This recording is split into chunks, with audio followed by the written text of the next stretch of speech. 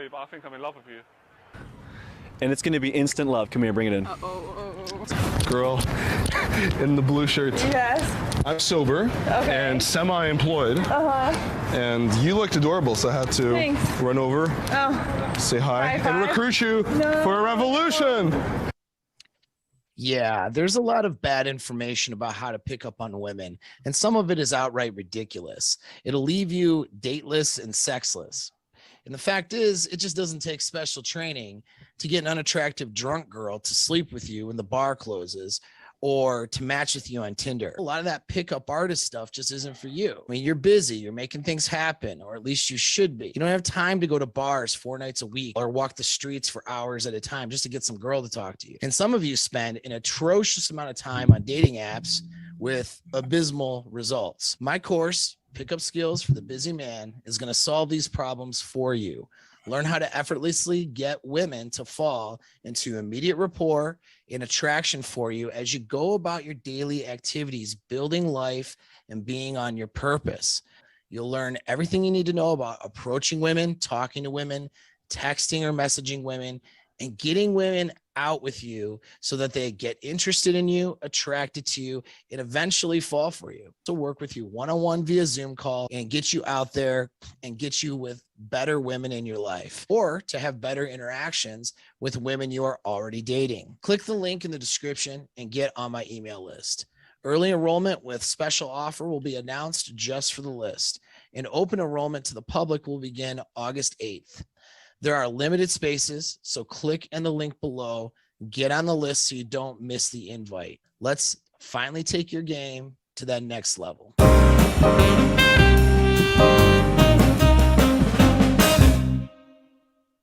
All right, well, that's fun. Look, I did a wardrobe change really fast. Anyway, so got the pickup skills for the busy guy. That's you. That's coming out.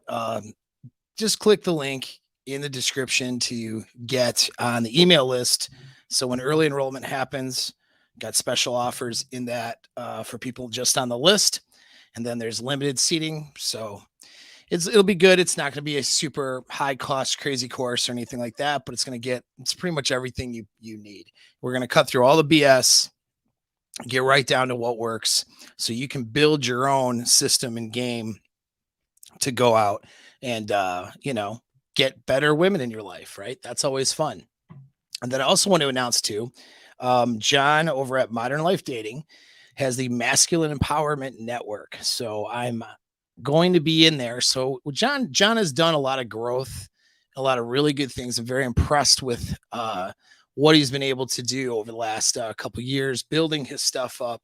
And he's put together a network of men with the Masculine Power Network that basically it's a lot of people with different levels of expertise offering a whole bunch of things that can help you overall. And so it's just good. It's a lot of different topics will be covered. If you click on the link in the description for that, I think there's more information on that, but I'll be a part of it, and I wouldn't be doing it if I didn't like the guys that were there. There's a lot of good stuff that will help you in all different aspects of your life. Money, muscles, game, all that stuff, and mindset too, if you're getting with me. And my presentation will be pretty interesting. It's going to be something about something that isn't talked about very often. In fact, I shouldn't say in different ways, but it's really a crucial element of frame. Something I call idealized isolation. And I don't know anybody who explains it the way that I do.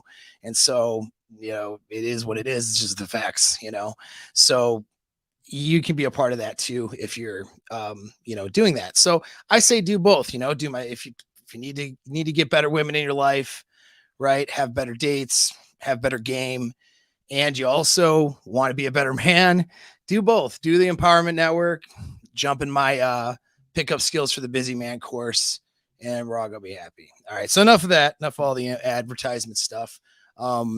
Appreciate you guys, your patience. Let's get into why you're here. We're going to talk about lies that women tell. Okay. And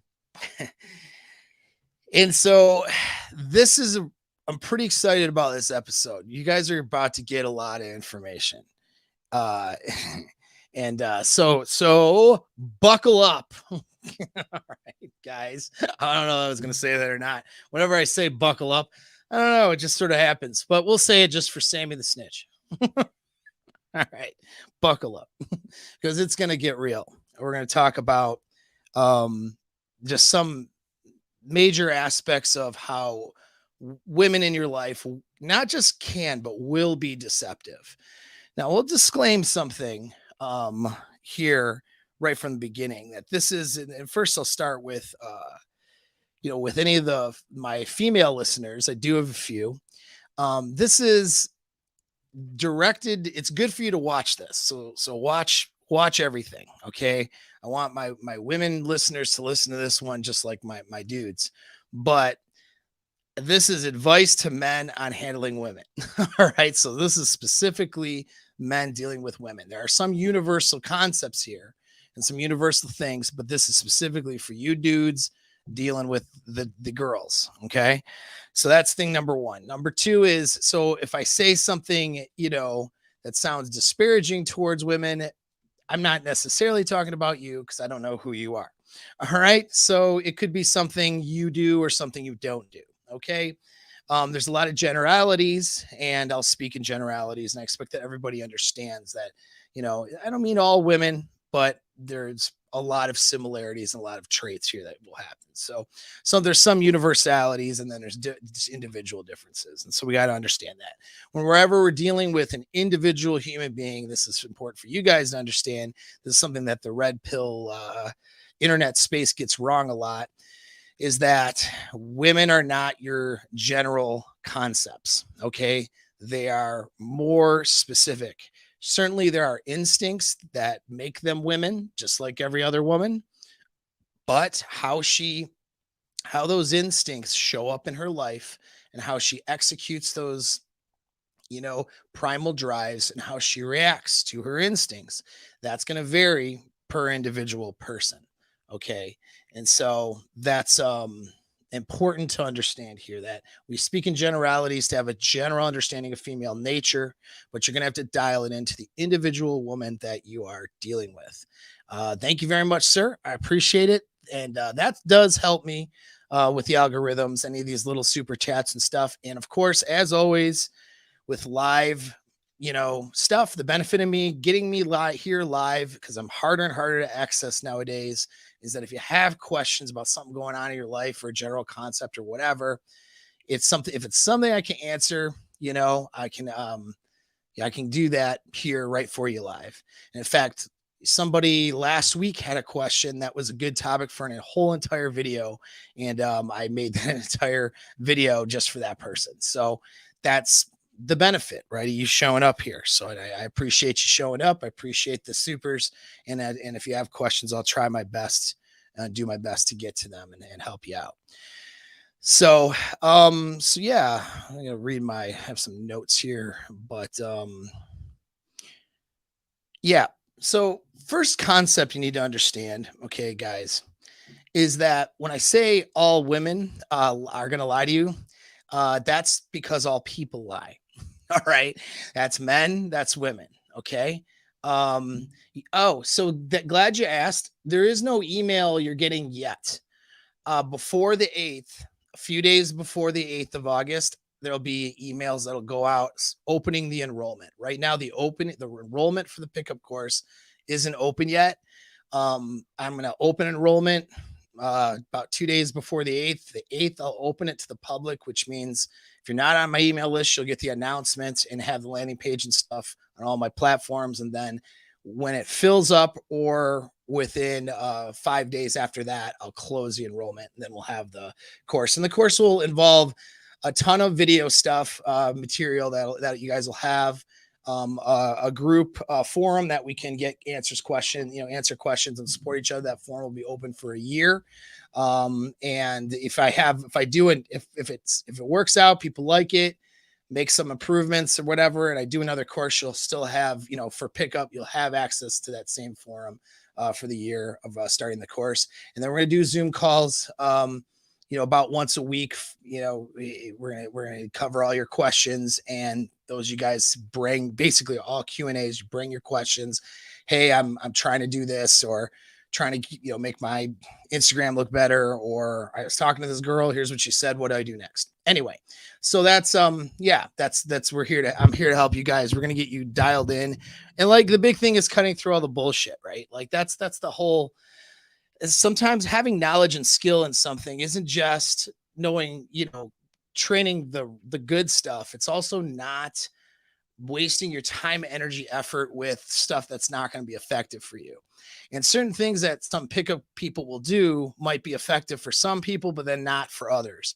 And so I decipher all that. Like you'll have a blueprint of creating your own game and way of sourcing women.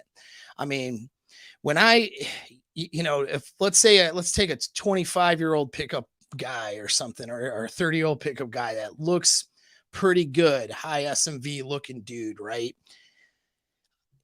What he does to approach a woman on the street or a bar or even social circles, and how he presents and the type of girl he's going to get might be very different than the type of girl you would get, depending on what you look like, the age category you're dealing with, your age, right? What people are going to perceive you as, I mean, I ran into this too, like talking about, I've given lots of coaching to some of my Asian and my Indian brothers, right? In westernized countries. There's some constraints that they have approaching women in like, Detroit or Toronto or Miami, and being, let's say, an Indian guy, or being, let's say, a smaller Asian guy, but they can still crush it with game though. But that guy isn't going to show up and, be able to do some of the same things that I might do, right? Because the game is a bit individualized to your personality and what I call your archetype, which is how people will perceive you. All right. The stereotypes they'll put on you immediately before they even talk to you. And of course, the role that you're in the environment that you're in. If approaching a girl on the street's a lot different than approaching a girl after, let's say, a work weekly meeting. You know what I mean? And so, it doesn't matter. Like, I've had people with disabilities, I've had people with speech impediments, I've had people with super chads who like hot dude calendar model looking dudes. I've had all races. I've had in all different places too.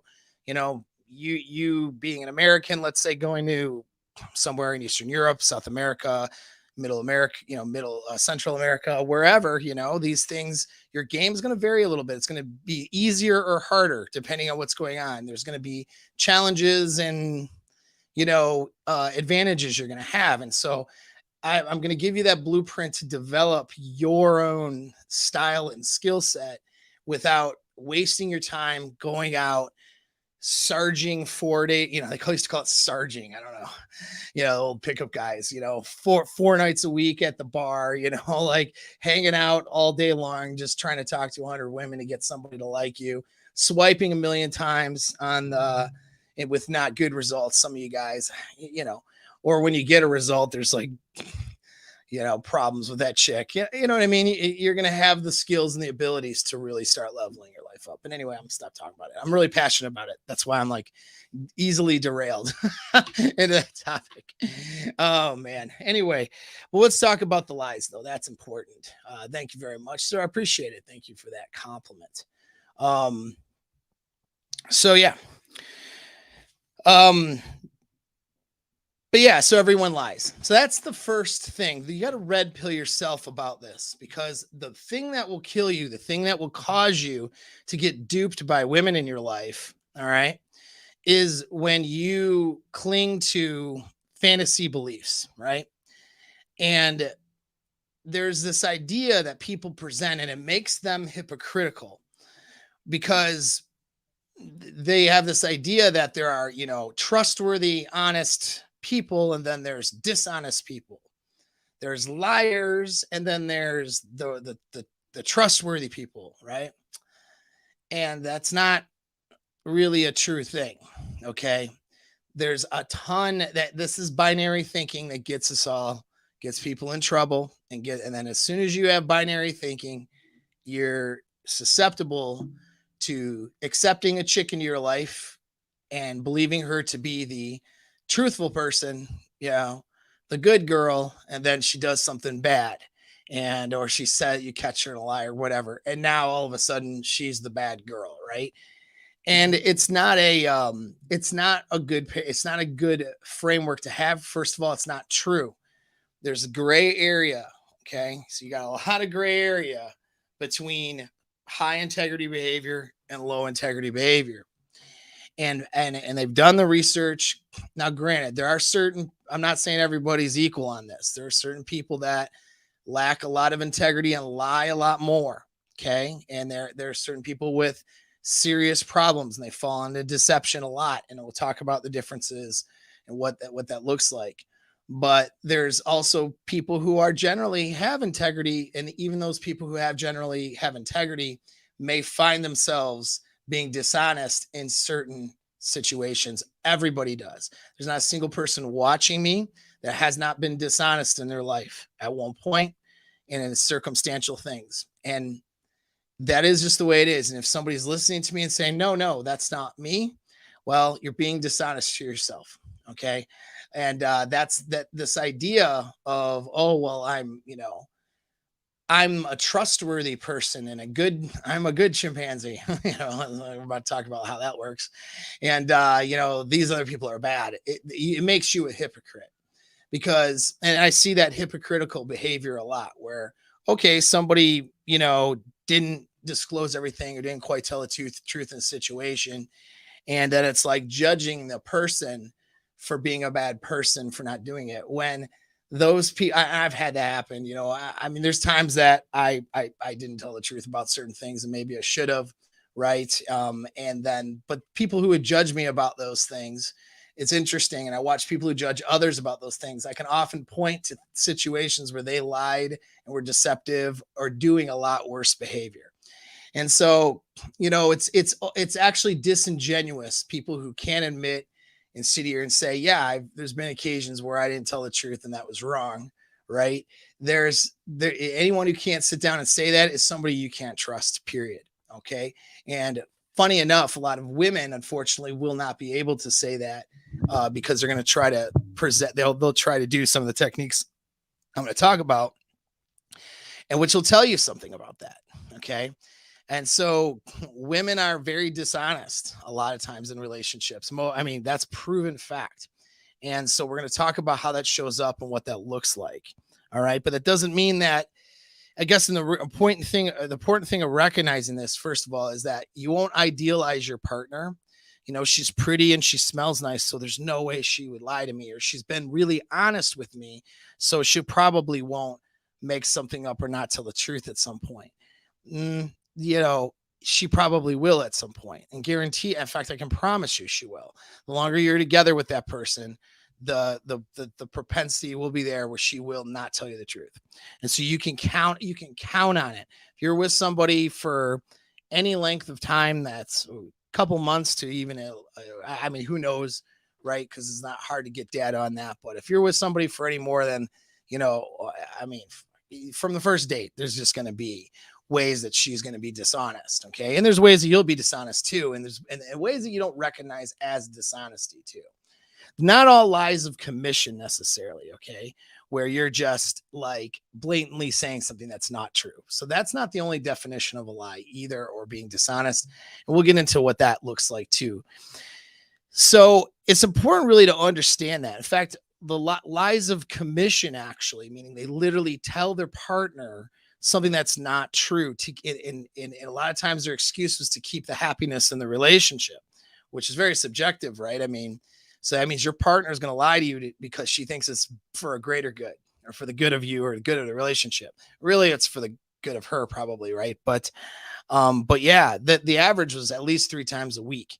Okay, so that somebody was a bold-faced commission lie, and that was a pretty large test sample of couples. Okay, now there's other information out there too that has various different numbers of how many lies people tell a day. Lies of commission, meaning bold-faced, telling a lie. But that data is a little skewed though too, because we did find that there are certain subsets of people that lie all the time through commission. They're say, so they get those numbers up, and then there's a a larger people on the other side, larger sample of people on the other end of it who don't lie all that much. They have much more integrity.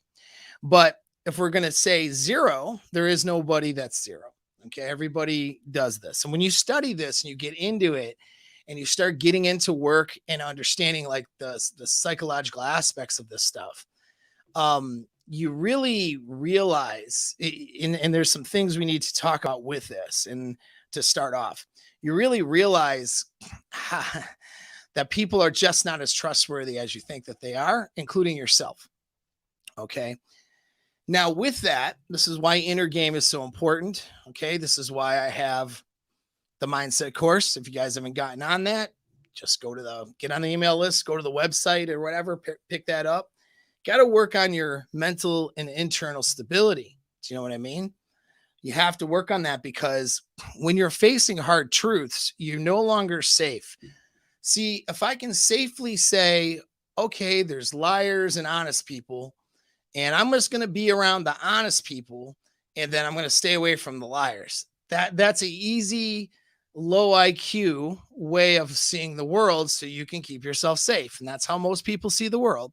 All right, is they're binary in their thinking, and they have to go good and bad, and I do good, and I surround myself with the good, and then I keep away from bad. That's keeps them safe. But when you're aware, okay, like you guys listening to me right now, and you start to really dive into stuff, it can get very uncomfortable. You're not allowed to be safe anymore. You realize that everybody has lied to you in your life. And also, people have told you the truth when it was hard for them to tell the truth. And people have had integrity with you, but people have also lied to you. Your closest friends, family, everybody since you were born until now has told you a lie at some point. Okay. And that's in your interpersonal relationships. And that is just a fact. And that's a hard fact for people to accept.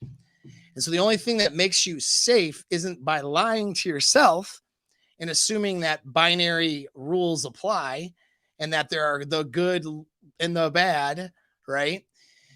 The way that you sort of protect yourself from being harmed is knowledge and understanding, because lying to yourself and just labeling people, these are the liar people, and then these are the truth telling people, that doesn't really protect you, because you're going to put people in the truth telling people category, and they're going to at some point, and usually does happen, do something dishonest or do something not in your interest and cause you actual harm. And then that's what happens. Okay. And yes, you got to let go of this rage, this red pill rage, when you understand the world and it's not the safe place you thought it was, and you were lied to a lot, right? You got to be able to let that stuff go, because it is what it is. And it wasn't personal against you. It happens to everybody. Okay. And so, so we're going to now, interesting, because people want to follow rules. We got a law here. I'm trying to shit all over you, Elaine, but law 2, never put out. Okay. So we got laws, man. I need rules to follow, because if I follow these rules, then I won't hurt myself. That's another thing, right? So the better you get at this is the less rules you have, and the better you can decipher and make decisions and based that are situational. I recommend that you play off of principles, not rules per se. When you're skilled and you have an understanding of social dynamics and certain social dynamics, you operate on principle. So operating on the principle of integrity is good, right? And I'll explain what that means. But understanding that everyone lies is what's going to bring you that awareness. Now you're not going to get duped. Now you know that anybody could lie to you at about any time. And so it's just a question of how to handle that and what we're looking for. Okay. And you can determine based on, relationships and stuff, what level of trust you put into people. But think of it like this, though. You got the other thing too. You got to be forgiving. All right. You guys think it's tough. Think you're a hard ass by not being forgiving. Think that makes you super alpha guy. It doesn't. Makes you actually pretty fucking weak, in my opinion, because I'm not saying you accept bad behavior and you invite, more problems in your life. When you get burned by somebody, you just invite them to keep burning you. But a lack of forgiveness is comes from a place where people can't get over things because they're too busy basically crying about whatever happened, or they're I don't mean to be cavalier about it because sometimes these things are bad, but it's true.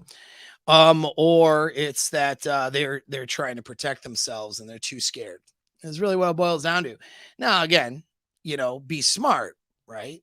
But you need to have some benevolence and forgiveness and because you want that same treatment. Let me tell you, none of you guys sitting here are guiltless, and I certainly am not either. And there's nothing more hypocritical than some of these people out there.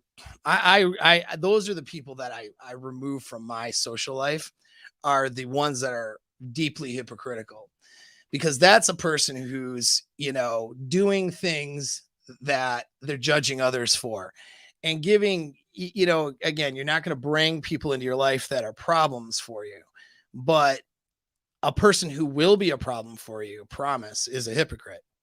Okay. A person who's imposing a standard on one set of people, one person or people, people. I can't even talk today. But then having different standards for themselves or other people in other situations, those people are hypocrites. Okay. And those people are not operating on principle. They're operating on what feels good at the time and what is going to get them whatever they want in their short-term goals and needs and stuff. So you can't trust the hypocrite. All right. Because they're not operating on principles. They're going to have a set of standards for somebody when they, let's say talking about lying, one person lies and they don't forgive that person. And there's a set of standards against that person because of the threat that they pose, or perhaps the lack of, whatever triggers they got in their mind. So it just doesn't feel good to them, or maybe a lack of things that they could get from that person. And then another person lies or does something dishonest in the same sense, or they get wind of it, right? They've done that to someone different or whatever, but they can get something out of that person. So they're going to treat that person differently. Well, or it feels different with that person, right? There's no principles there, and of course, applying a standard that they don't apply to themselves. Man, they got Bible verses on this. You Bible guys can bring it in, something about throwing stones, right? Yeah, that's a pretty good lesson. Okay. Somebody who's throwing stones when they should be throwing them at their own face. Okay. That's a person that doesn't have integrity themselves because they're hypocrites. All right. And you want to avoid those people, in my opinion.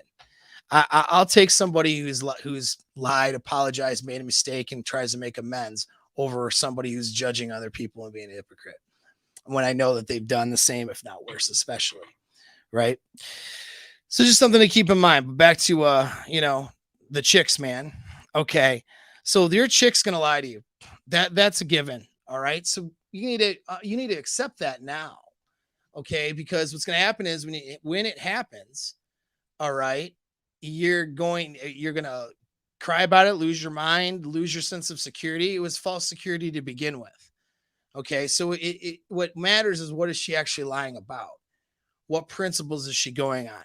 Is she in your frame? That's what matters. Okay. You can't lose it when you catch her in a lie or a small piece of dishonesty or an omission or some of these things, because that will happen to you. You won't be able to have relationships with anybody if, you know what I mean, you're going to be hypersensitive and really not understanding of the truth and the facts that she is going to do that at some point. That doesn't mean you accept her lie. It doesn't mean you accept bad behavior or accept dishonesty, but it means that you have to have a little bit of benevolence as the leader in this relationship, because she's going to do it. Okay. And she'll justify all the reasons why she does it. So that doesn't mean you accept it, but it's there.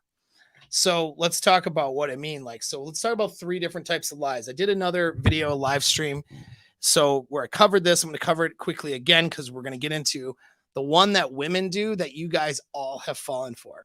Every single one of you have probably fallen for this at some point in your life. I should remove the word probably. I don't think I'll ever run into a guy who has not fallen for this at least several times. Okay. So we're going to get into the one that's the most deceptive and the most effective that women will do that you need to be aware of. And we'll actually do a part 2 on this one too, because I'm going to talk about, different ways of handling these things, but we'll get into the handling of it a little bit here and actually make it to the end of this video. I do have one tip. I forgot to mention this in the beginning, so it's not going to be as effective for my newer guys to make it to the end, but I have a bonus tip for you that's going to be pretty good involving cheating and a certain key question that you can ask to sort of figure that one out. Okay. But we'll save that one to the end. Okay. So what are the 3 type of lies? All right.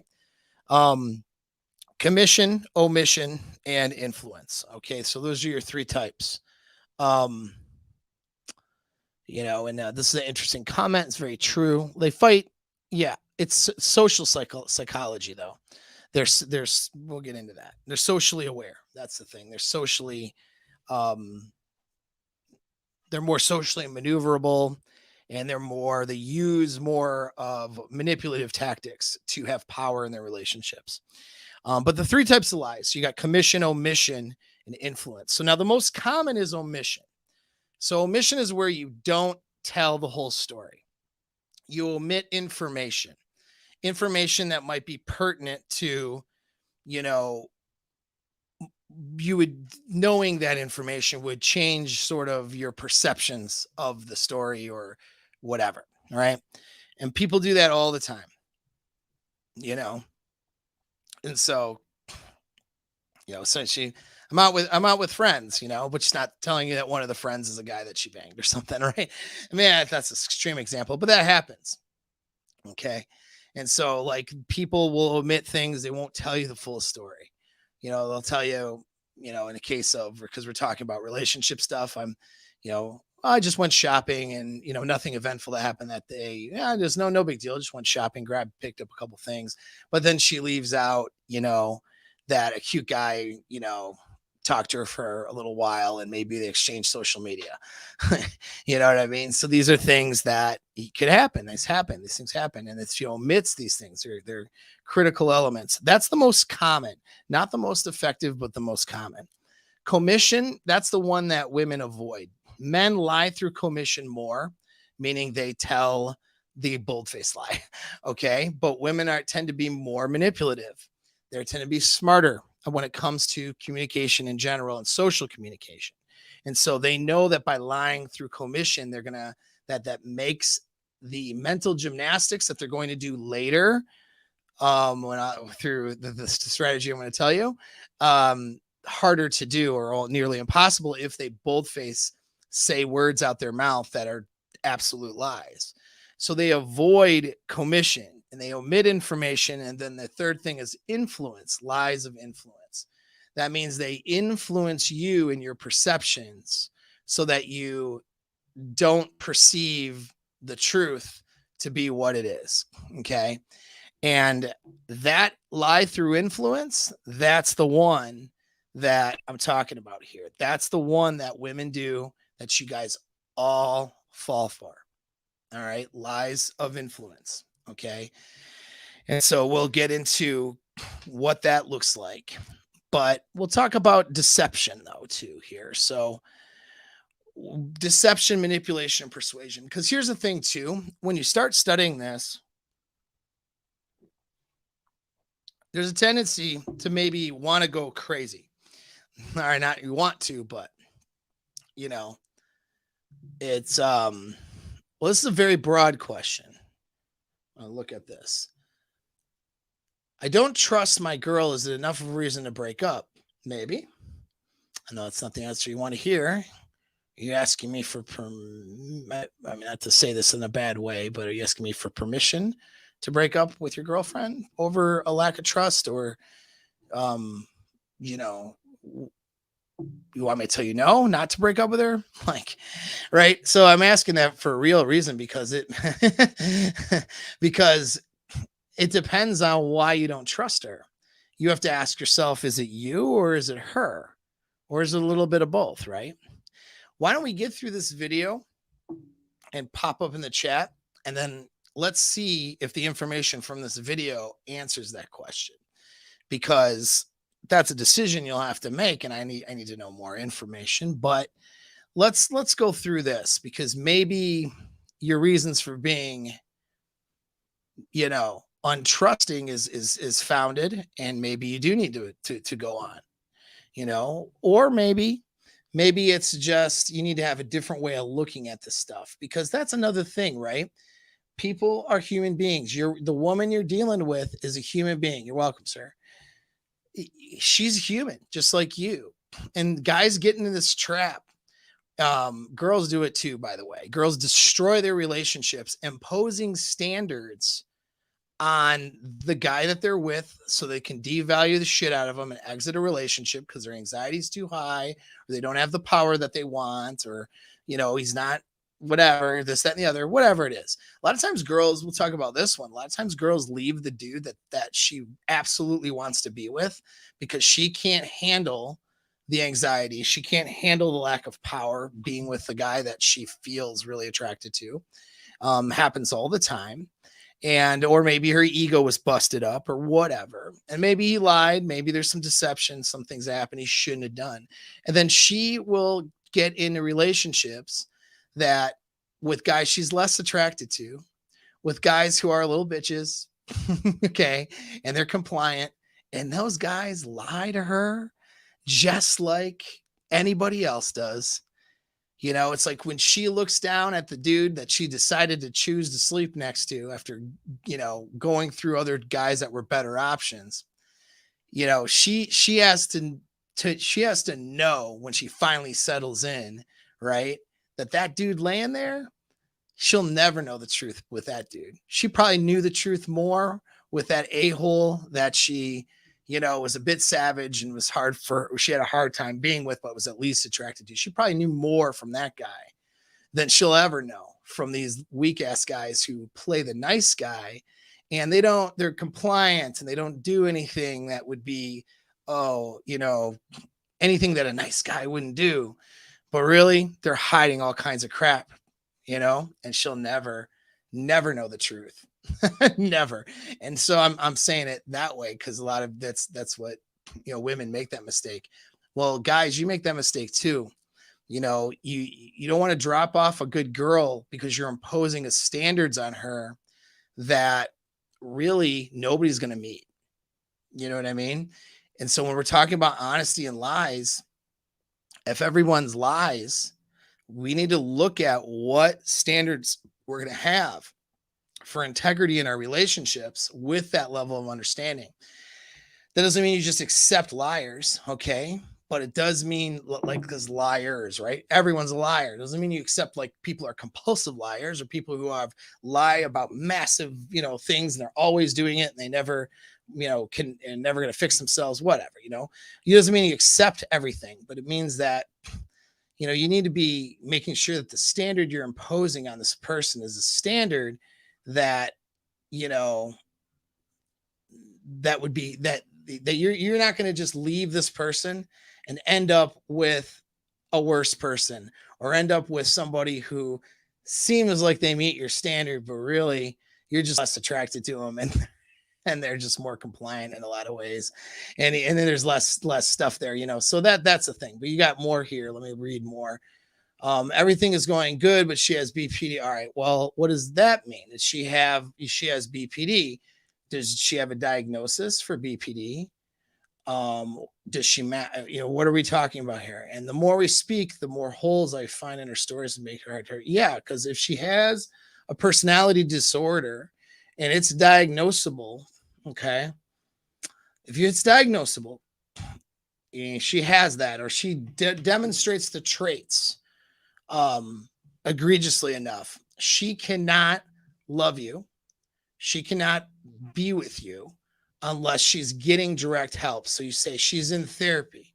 Well, okay, how old is she? Well, we'll do this right now. That's fine. How old is she? And how old is she? How long have you guys been together? And what kind of therapy? Do you know what kind of therapy? Is it designed, the kind of therapy that's designed to handle people with personality disorders, like dialectical behavioral therapy, for example? So I'll wait for you to respond there. But her age is going to matter here. Okay. How long you've known her, how long you've been with her is going to matter a little bit. But what kind of therapy matters too, because some therapists are just going to listen to her BS and then go based on her BS without challenging her. So she can paint whatever picture or story she wants to paint in front of a therapist, and the therapist is going to tell her she's a good girl when she's really, telling the therapist a bunch of bull stuff, right? So she's 20 and she's been there for 2 years. You've been there for 6 months. Well, I mean, yeah, so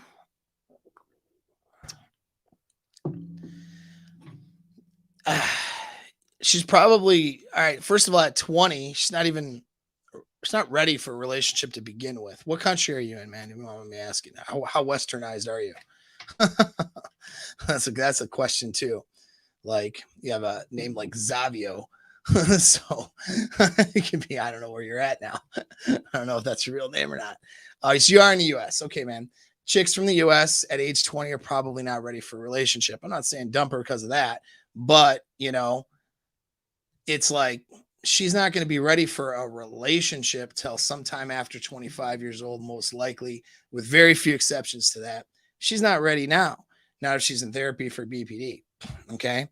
And it's possible if she is low on the spectrum of BPD, meaning she's kind of like, think of personality disorders, particularly BPD, like a spectrum, almost like autism. So you have some really functioning autists that, do just fine in life and actually excel and do really well. But then you have others that are, they need assistance throughout their entire adult lives, right?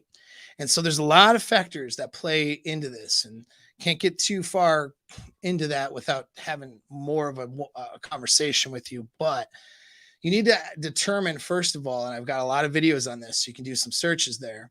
You need to determine what end of the spectrum she's on. Is she high spectrum? Like, in other words, is she like doing, and here's how you determine that. Does she have narcissistic traits, and does she have psychopathic traits? Okay. So that's how you figure that one out, because psychopathic traits means that she's going to harm another person just to win. Okay. So that's, this is the girl that will, make a false report about domestic violence, or, where she's 20. So maybe, she makes a, sexual assault allegation that's not true. And just because she's angry at somebody that's an ex or something like that. Right. All kinds of stuff like that, the crazy stuff, that's psychopathic behavior. If she has psychopathic behavior, you need to be out of that relationship. Okay. And you've been with her for 6 months, and she's caring and has not done anything like that. So that's good. You know what I mean?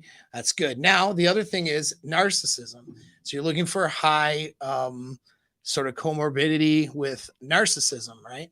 And so is she, does she do things for other people independent of whether or not it benefits her, more or less? Like, is she somebody that does things out of a conscious? Does she do things because, she's like, I don't want to do this, but I'm going to do this because, I'm helping somebody else out. Is she a benevolent person thinking about other people? BPD women, believe it or not, can do that. Okay. If they're not high on the narcissism side. So if she does that, okay, then there's a possibility that she could be helped, and she may not even have a real diagnosis. People misdiagnose this thing all the time. People say women are, bored. Actually, you get bipolar disorder. A lot of times they'll say that she's bipolar because BPD women will have these mood swings, when really she's borderline, which is a whole different animal. Or maybe, she's, she might just be an emotionally, have some attachment problems. and just a, you know, a 20-year-old, bro, like she's 20, so she's going to be you know, a little bit goofy and emotional. Okay, that's how they are. And then maybe she's got some attachment issues or some trauma from childhood, stuff like that, which is giving her a diagnosis that really she doesn't really deserve the diagnosis. She just has trauma and stuff to work through. At any rate, you have to determine, okay, if if she's able to help herself or not. And that's what you need to determine, because if she can't, there is nothing you can do. You cannot outgame a personality disorder. Okay. She's 20 years old though. So what you need to do is relax, have fun, build the bond when you're with her, and release. That's the nature of your relationship now. You're not living together. You're not getting married yet. You're not having kids yet. I mean, if you're my son, this is what I'm going to tell you. All right. Not until she's at least, you know, between 25 and 30, has gone through an epiphany stage and has had a lot of maturity. Okay. So your goal with her, regardless of how you feel about her and all the stuff, and I'm sure you have all the feels, right? And I'm sure she talks about this future you guys are going to have. Okay, cool. That's in a decade. All right. That's not now. She spend time together. You do cool stuff, have great times, and then you catch and then you release. If the commitment's fine, it's up to her to maintain that commitment. Okay. And decide she wants it. A 20-year-old girl, even who doesn't have a personality disorder or any psychological issues, could change her mind tomorrow. And they do it all the time. And so there's no locking her down. There's none of that stuff. Okay. They're setting boundaries or standards and signaling that you're the best option. But even if you are the best option, it just might not be the right timing for her level of maturity. And she breaks your boundaries anyway. And she finds herself single. That may be what happens. Okay. And so that probably is going to be what happens. Now, as far as the honesty stuff is concerned, you're going to learn a lot of stuff today. That's going to give you a lot of, you know, information that you can use to your advantage to determine if lies are being told or not. Probably they are. I'll guarantee you that they are. It's just a question of whether there's integrity and what the consequences of the lies are. And so now that leads us into the next thing. So how do we determine integrity then if everyone lies? This is really important because I studied and got into this and it made me temporarily nuts. I mean, not really, but you know, it did make me a little crazy though, because then you start thinking like, well, shit, if everyone's lying to everybody, like, how do I trust anybody? Like, how do I have relationships with people? Like, it's like, right? Like, what do I do then? Why am I telling the truth to everybody if everyone else is lying to me? This is how I ended up like lying in some cases where I shouldn't have, because I used to just be the good soldier. And then it's like, well, wait a second. Why am I being a good soldier and getting screwed over by these women who aren't being good to me? Right. And so screw it. If I don't feel like I want to tell her this thing, I'm not going to tell her whatever. Right. And so you get into this thing, man, where now you're not telling the truth either. And you're not following principles that you would want to follow, because it's really, when you really think about this shit a lot, it can make you a little bit nuts, make you not trusting. It can make you not sure how to proceed with your own behavior, because you don't have this comfortable low IQ binary model anymore where you can just go, well, I'm just going to be a good boy. And right now, like, you don't have that anymore, because you realize that that's not a real thing. And that even the people who are doing that, they're playing it safe and not playing it dangerous, but they're just still lying about stuff. You know what I mean? The nicest husband that comes home every day is lying to her about something. All right. And it's just a matter of consequence of what it is. And so this is going to help you with your own principles here for judging your partner as well as judging yourself. Okay. And learning how to proceed in life with this information, because when you really understand that you've been lied to by everybody, how do you trust anybody? All right. When you do need to be able to trust people, and people are trustworthy, even though they lie, which is a crazy concept, but it's true. Okay. And so here's how you differentiate. All right. First of all, is to understand the difference between, and I'm going to define each of these words because there's different definitions of things, right? But the difference between deception, manipulation, and persuasion. Okay. Now, deception is withholding or editing or altering or changing the information so that it benefits the deceiver and there's no regards to the person's being deceived. Okay. So it could harm them, helps them, neutral, doesn't matter. There's just no regards. Okay. And it often harms that person. And that is not, consideration is not cared about, or there's no regards for it. All right. So that is the dishonesty. Deception is where the integrity is lacking. When somebody is there's a clear difference between a lie, saying something that's just not exactly true, or omitting some information, or not wanting to talk about something, right, or whatever, and then that person has different perceptions and managing perceptions, right? That those are all things that could be considered dishonest, but when you're doing it, being deceptive, you're being deceitful and deceptive, okay, that's when you're lacking integrity. So when the other person's doing it and when you're doing it, that's how you evaluate. A white lie, or not telling you something because she just doesn't want an argument, for example, is a lot different maybe than withholding something so that she could benefit from a situation, or benefit or get something, and she just has no regards for you, and it ends up being a detriment to you, in fact.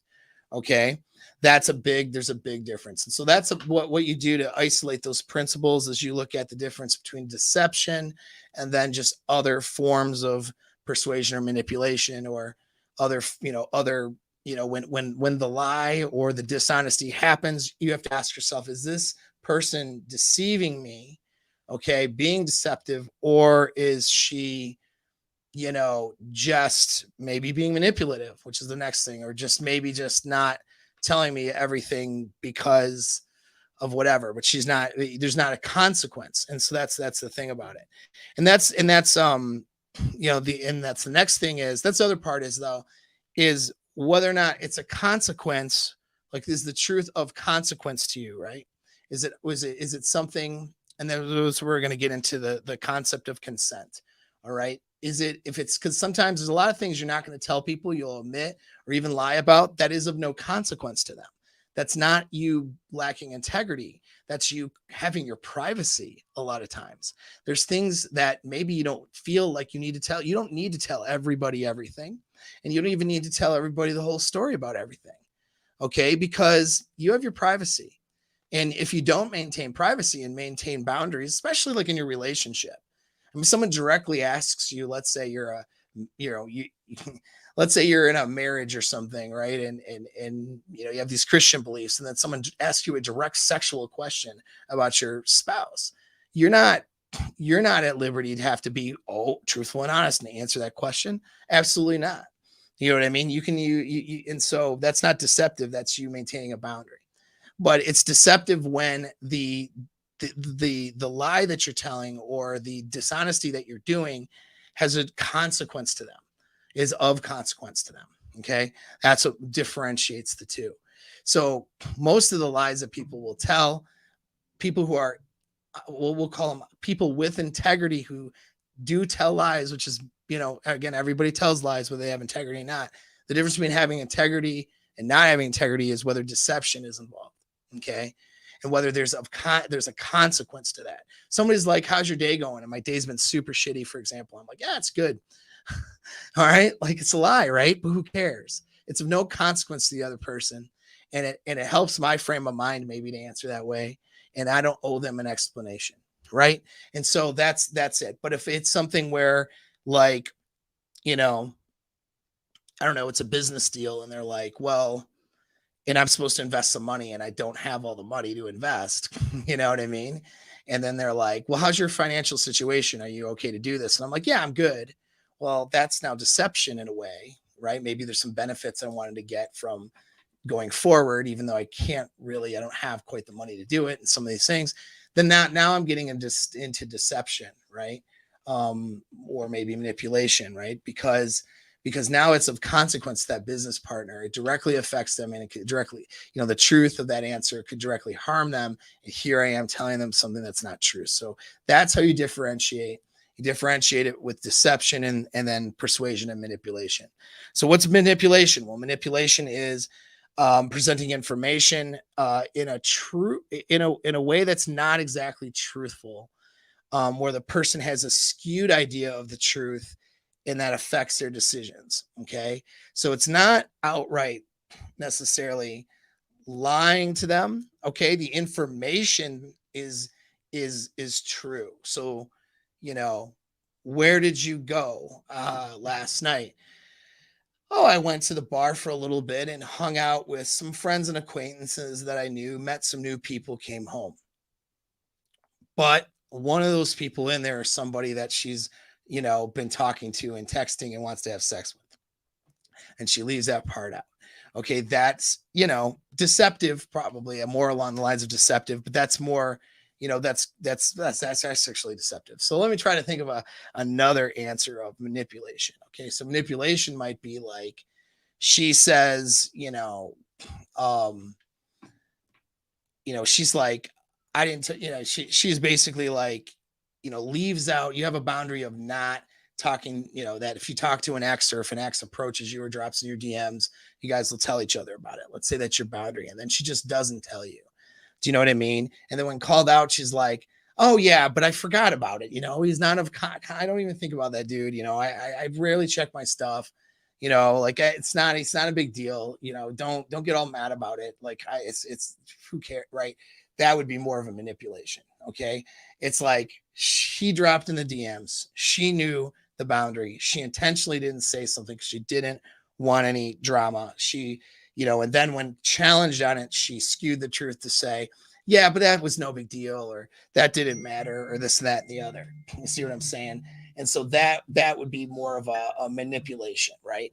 And then the more, if you act upset, or if you get, well, wait a second, you crossed a boundary. And then she, she gets, indignant and does some of the things I'm going to talk about with what do you call it? She does things of influence there. Sorry, brain fart. She does those things of influence to try to get you to not focus on the fact that she just lied to you, literally. Right. And so that's a manipulation. And that's what you'll find a lot of times. It's not deceptive, but it's manipulative. And so women who are good women, in a sense of they can be good partners, but they'll be manipulative. And you can almost count on that. So interesting question here. I just caught, almost just spilled my drink though when I try to click the button. Amber here asks, does this go both ways? Yeah, it does. It does. Now, understand though, I'll give the disclaimer that I gave in the beginning. I am talking to a male audience. However, yes, these things do go both ways, but a lot of times the way guys will execute dishonesty though is different than the way a woman will. So I'm really focused here on the way that women do it. Guys do it a little bit differently, more in a more general sense. So just keep that in mind, but still good information. And, men can be deceptive, manipulative, and persuasive, or just like women can be. It's just how it gets sort of, executed. And we'll get into other examples and things.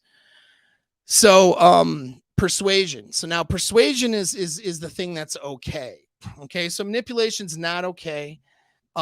Whenever there's an argument, manipulation will come out. Okay. And that's usually, when she'll bring out the manipulation, and it'll happen through this tactic that I'm about to mention and talk about more of. Okay. But, deception is an absolute no-go. And I'm not saying if she does it, you never forgive it and dump her, although that may be the case. You may have to, but take each thing on a case by case. But deception needs to be well understood, that that's not acceptable. And a repeated pattern of deception with no pattern of fixing it, well, that's something that, needs to be probably not tolerated, because now you're dealing with somebody without integrity. Okay. And I see no pattern of fixing it, meaning that they're not getting any better. They're just doing the same deception. And so you don't want that. But manipulation, though, is going to happen. That's going to happen. It's kind of unfortunately par for the course. You can't let it happen, and you want to have it happen less and less, and have her in your frame where you're not allowing that just to occur. Okay. You're not allowing her to get away with it when it happens. That's the best thing.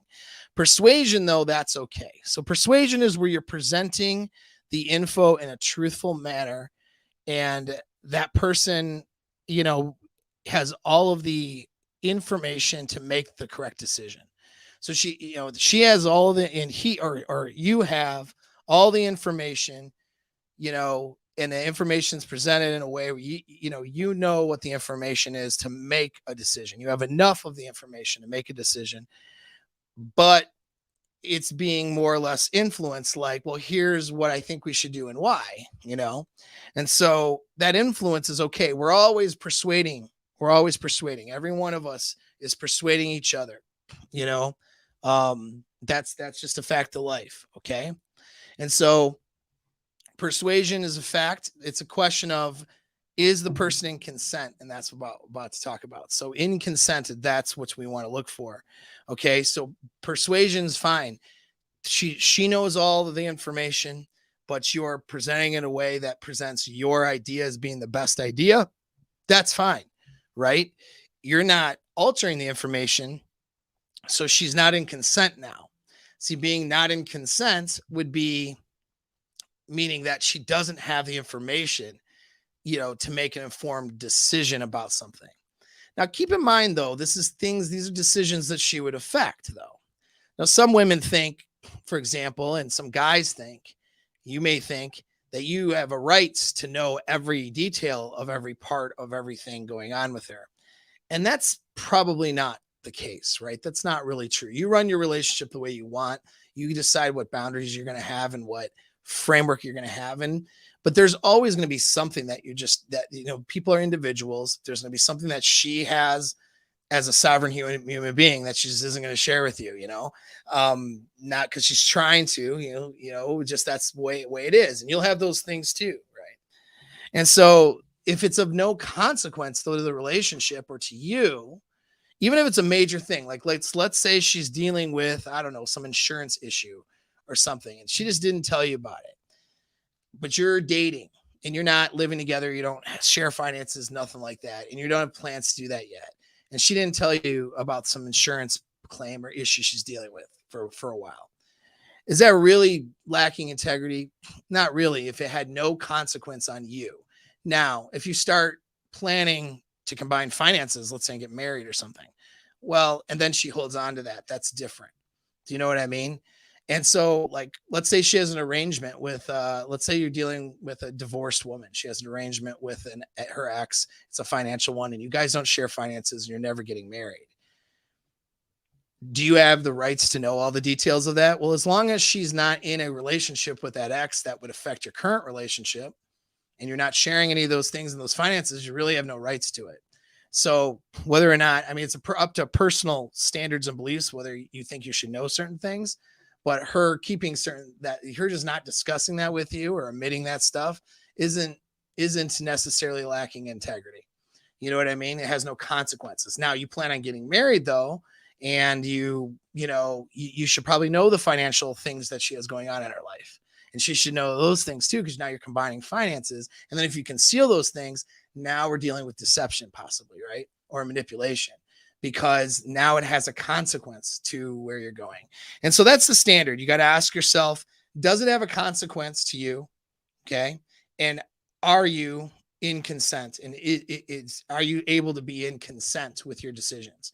Meaning information is not changed, altered in a way where you're making a decision off of false or wrong information, or making a decision without all the pertinent facts available to make a decision. Now, her using her womanly ways and, to persuade you, but you have all the information, that's not being deceptive. That's you, okay, making decision. And that's her using her influence, which we're going to get into. But that's not necessarily a thing that would lack integrity. But let's say she's hiding some major debt she has, and you guys are planning to get married, and you find out after the marriage. That was a massive deception there. That was deceptive. Right? That was something that was of serious consequence to you guys. Okay. But if you're dating, let's say, you're together, but you're not going to get married, combined finances, and she doesn't tell you about a credit card debt she has, and it's of no consequence to you, that's no longer really a deception. Do you know what I mean? It's up to you guys whether you would decide as a couple that's information you want to share back and forth and whatnot, and that'll determine things. But that's a lot less, do you know what I mean, of of a problem, you see? And so that's the thing is you need to be in consent, and she does too when you deal with her, meaning she has all the pertinent information on things that affect her and that affect the relationship more or less. But things that only affect the individual, I mean, that's here nor there. I mean, whether or not you know those things. Now, that being said, though, you should strive for honesty all the time, but you're not going to achieve it. And so you guys are trying. So are you striving for it? Are you opening up, becoming closer? If you're talking long-term relationship, is she becoming closer to you? You're becoming more comfortable, closer to her, and you're opening up more and more parts of your life, and they're striving for this transparency. That's good. Striving for transparency is a good thing. Okay. And then understanding each other's boundaries, right? And limits on those things too. Those are good things as well. Okay. But it always comes down to both of you being in consent because you have the information you need to make the decisions. And it comes down to, keeping things on the persuasion side and not on the manipulation side or the deceptive side. That's how we know the difference. Okay. And so that's how we deal with that. And the last point on this particular idea here is you want to be kind to yourself and be kind to her. Okay. Because again, she's going to screw up. She is going to do something. She's going to do manipulation probably a lot. She's going to lie to herself. A lot of times they lie to themselves, right? And you're going to do that too. And if you go into it, you want you to have standards, but you have to ask yourself if your standards are standards that you could apply to yourself and that you aren't putting unreasonable standards on your partner that really no woman is going to meet. Because that's what I see sometimes as people get into this thing. I see it on both sides, men and women. They're putting standards on their partner, as a means of trying to be controlling their partner. Okay. That they're not standards that they've, they're certainly not standards they've put on other people that they've banged before. And they're not standards that they would be able to impose on anyone else and expect any longevity in that relationship. So that's a big thing. Okay. So make sure you're being kind. Again, be kind to yourself. You're going to screw up. You're going to lie at some point and you're not going to like it. And then you're gonna have to deal with it. Okay. Just try not to do it. Do your best not to. And she's going to do it too. Okay. Do your best to be understanding and look at the gravity of it. What level of boundary are we crossing here? Because no, they're not all the same. Somebody who she tells a white lie or about something minor of no consequence doesn't mean she's going to lie about something of massive consequence. So that is a we're going to dispel another myth right now. Well, if she lies about little things and she'll lie about the big things. No, that's not true. Okay. There's no evidence to support that. There's no argument to support that. You could run test samples on that, and then none of that's true. She'll lie about little things, and maybe we'll lie about some big things, and then she'll tell the truth about other little things, and maybe tell the truth about big things, right? So it's all over the map. It depends on her perceptions, her beliefs, what she perceives is, something that is harmful, her stress levels. A lot of this stuff is innate, unconscious. A lot of this stuff they lie to themselves. A lot of stuff is emotionally driven. So let's say a big consequence situation, she has more time to think things through and go, no, I need to tell them the truth. And then she does the right thing. And let's say with less time and higher emotion and higher anxiety and a bigger feeling of threat, she ends up telling, she ends up being in a, not right up here. And she ends up not telling a major thing that she should say, right? Or being deceptive about something that she shouldn't.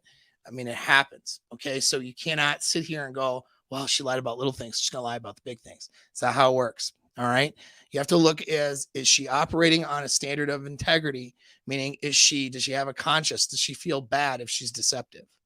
Or is she like, I was deceptive, I don't care because it worked for me. Right. If she doesn't feel bad about being deceptive, she doesn't recognize that that's wrong. And if she's not trying to, and this is in other areas of her life and stuff too, not just with you. And if she's not trying to like avoid deception and trying to make sure if she does do it, that she, is really has to think about how to proceed forward and how to remedy that, if she needs to remedy it, I mean, that's what you want to look for. You want to look at somebody who's avoiding deception and who doesn't want to be deceptive. And if they do, they feel really bad about it and they're not good at that, that type of thing. Manipulation, she's going to be manipulative all day long because they're manipulative because they lie to themselves. And so they will, they'll conflate the stories and the truth and the situation to suit their own purpose and needs and ends. And they'll believe it though. They'll believe it. So it's dishonest, but believe the dishonesty. They're not trying to be deceptive because they're not overtly trying to get their own needs met and through lies that they're very consciously aware of. They're simply altering the truth, believing the altered story, and then going with that as the narrative. Okay. So that you will see manipulation from all women. All right. That's a part of their strategy on gaining power. Okay. In the sexual marketplace and in their relationships, women do it through that, where men do it through assertiveness, aggression, other things that you don't have available and probably shouldn't have available to you anymore in 2022. But there's an evolutionary wiring that we have for power, and women being the weaker and less physically strong part of the sexes, right? They are doing that through manipulation. Okay. And so that's why women are better at it. Women are better liars than men, and they're better at being manipulative, and they do it all the time. Okay. It's just a fact. And it's, just, so you just want to operate on some principles and instill these principles in someone that you're going to try to be with long-term. How do you spot a lie or tease it out? Sometimes it's just important to know, but how do you, that's our next show. I'm going to talk about how to spot things more, because there's a lot of myths about that too. There's no, it's going to involve, I talked about it too in a previous show, but I'm going to expand on it a bit. Okay. So, there's going to be some things we'll talk about here on how to spot. Okay. But we're going to get more into spotting next show, because this is obviously very long. It might be 2 or 3 little part series we got going on here. So yeah, let me solve a problem real quick.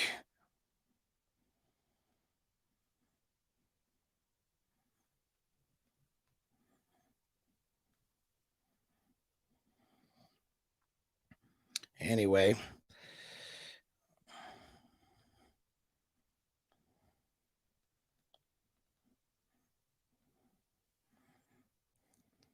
Yeah, I guess I'll text that over. I'm not trying to. Yeah, we're already over my time that I thought I would spend, but it's okay. I'm going to spend more time with you guys on a Friday night. That works for me. All right. So a bunch of people are like, "Oh my God, too much of a pause. I better click on something else. I have no attention span. Oh God, what do I do with my attention span?" So I lost like 5 people. They were like, "Oh, I gotta click on to the next TikTok video." Anyway, so yeah, so let's talk about so we got that covered, being in consent. All right. So yeah, so let's talk about now you understand now the principles to go on. Okay. So the principles of judging others and the principles to judge yourself by, so you're not out there paranoid looking over your shoulders and thinking everyone's gonna not tell you the truth, and how do I proceed, and when to, not knowing when you should tell the truth or not, and doing mental gymnastics. So you end up just being deceptive or manipulative yourself and not even understanding what you're doing. It's like, it gets really crazy. Okay. When you get into this. And so you have principles to go by, right? You understand now. Okay. You understand that you're want people to be in consent, and the things that you have an obligation to tell people all of the information accurately on things that would have consequence to them, so they can make a consensual decisions in your relationship, okay, and in your life. That's important, all right? So now, what do men tend to lie about? Men tend to lie just to get what they want, all right? And then they deal with the consequences later. That's why we're bad at it. We lie to get what we want, and then somewhere down the line, maybe those lies will happen, whether it was in the beginning or we're doing more lies. It's to cover our ass. So it's get what we want, and oh shit, consequences. Let me have to cover my ass now and now say some lies. Okay, that's how guys do it. Here's how women do it differently, and why they're like 12 steps ahead of you all the time when it comes to this sort of thing. They lie to get what they want to. They lie to cover their asses too. They're covering their asses though that instinct comes way sooner and way stronger than it does for most men. All right. Women are better at covering their asses. Okay. And this is why men get caught cheating more than women get caught cheating. Right. And that's a fact. That's a factual thing. Okay. When we look at the general populace. Now, the other thing, though, that they do, which we tend not to do, is unless men will do, when men do it, they tend to have a personality disorder when they think this way. But when women do it, it's just because of their evolutionary wiring. They want to look good doing it. In other words, they want to also look good or like the righteous person in the situation. So when they lie, it's to get what they want, cover their ass, and look good doing it. So they want perceptions, okay, to be that they're justified. And this is why when women will get caught in something that was wrong, they'll always come back with, yeah, I know it was wrong, but I did it because of blank. They have a way of covering their ass, but then if they get caught, they have a way of looking good anyway, okay? And they've already thought that stuff through. And they are better, and they may not even be aware that they're setting it up that way or doing it. You know what I mean? And so, no, you can. I'm glad you're here. Be here. I have a bunch of women that watch my stuff. You're welcome here. Women are welcome. Don't worry. Okay. And if somebody's uncomfortable, they need to start getting more comfortable with women. So stick around, hang out if you want.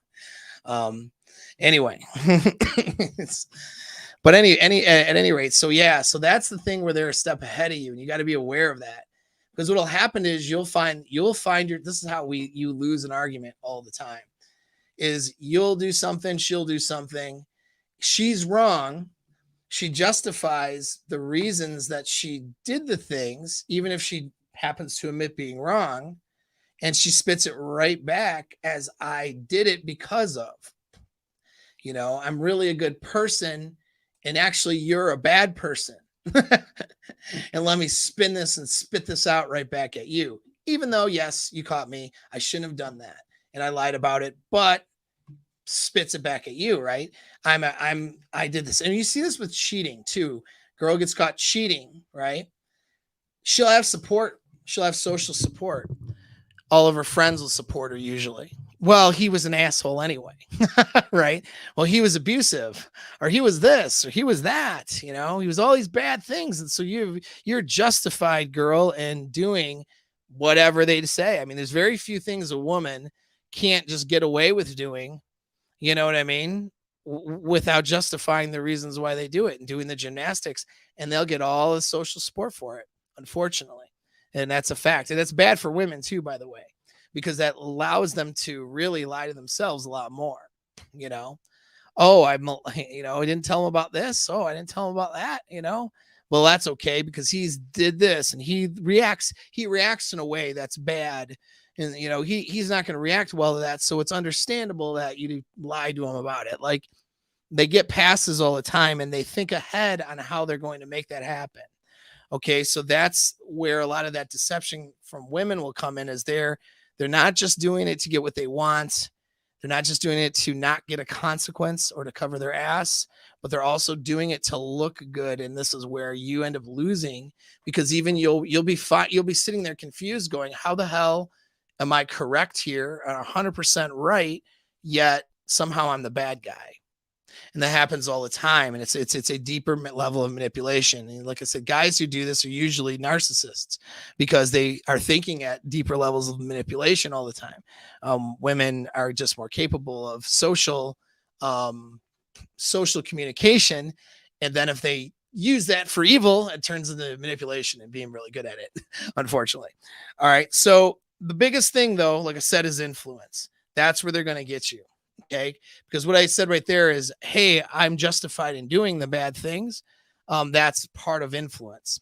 And so influence is where they are basically, they're getting you to not seek more of the truth based on their pressure or influence on you, or they're making you accept or perceive the lies as being true through this influence or pressure, or they're completely covering or masking over a massive deception or problem through this influence they have over you. Okay. And I'm going to talk to you about different ways that that's done here. All right. But the first way is just executing toxic arguing patterns to punish you for your accusations. So let's say she crosses a boundary and you're like, this is wrong. You shouldn't have, come on, you can't do that. And she's like, absolutely indignant. How dare you? You know what I mean? Gets mad at you. I'm not wrong. And here's why. Justifies all the reason why she's not wrong. She knows she was wrong. She's lying. She knows she was wrong. If she, but she doesn't want to admit to being wrong and lose that power and look like a bad chimpanzee. And I say that I use the word, for those who are not familiar, bad chimp, good chimp, because it's our mammalian brain. Okay. It's not our human brain. And that's driving the bus at that point. All right. So she needs to be the good chimp, not the bad chimp. The mammalian brain says you got to be the good person here, not the bad person. So he's wrong because you're good. Not he's right and you're wrong because your behavior was wrong. So you guys are coming at it from an angle of, well, wait a second, this behavior was wrong. And she knows the behavior was wrong, but she's going to argue with you anyway, because she's saying, I'm a good person. You're a bad person for accusing me, for calling me out on this, for making a big deal about it, all of these things. And then it's, well, yeah, you're mad about this, but what about the time? You don't have a right to say anything with that one time 5 months ago, you did that one thing. So she'll bring up those things. She'll get defensive. She'll criticize you. Well, if you didn't, if you weren't, this, or if you weren't that, or if I wasn't annoyed with you, or if it wasn't this, or if you didn't wear those pants that day, then I wouldn't have done that. Right. So it's always your fault. The criticism, the contemptuous behavior. Oh yeah. Well, I'm sure you're Mr. Perfect all the time, and then of course the stonewalling. Well, fine. You're right. No, I shouldn't have said it. You're right. I shouldn't have done that. No, you're fine. You're right. And then stonewalls you and punishes you for multiple days for, God forbid, you set a boundary. All right. Drop that chick off at the curb, by the way. If that's consistent behavior, you'll see no improvement. That's a very common thing. It's a very common thing that women do and do not tolerate it. That's where I'll tell you, spin plates, don't be in an LTR. Okay. Like seriously. Okay, just drop it off, because this is a person who is constantly going to manipulate. They're dishonest, but they get away with it because they're not doing lies of commission. They're not necessarily shouldn't go run off and cheat on you, for example, and then lie about it, right? That would be massive deception. But she's still unhealthy and incapable of actually being in a good relationship. Because if you can't execute any sort of boundary without getting, toxic arguing patterns and then accusations, just so she can come out the good person, if every time you have a conversation, she has to come out to be the good chimp, the good person, you'll never, that's not a person that can do healthy relationships. She's not capable of it. Okay. Because, as a man, you have to execute those boundaries, and so that's it. And she's not going to allow that. Okay. She's not going to allow that without this drama. And that's a way of using, and you don't want drama and you want sex and you want happiness. And so then she withholds that too with stonewalling. I'm not talking to you now. I'm going to be in a bad mood now. That's a way of stonewalling. So toxic arguing patterns are ways of influencing you so you don't pursue the truth more or set boundaries.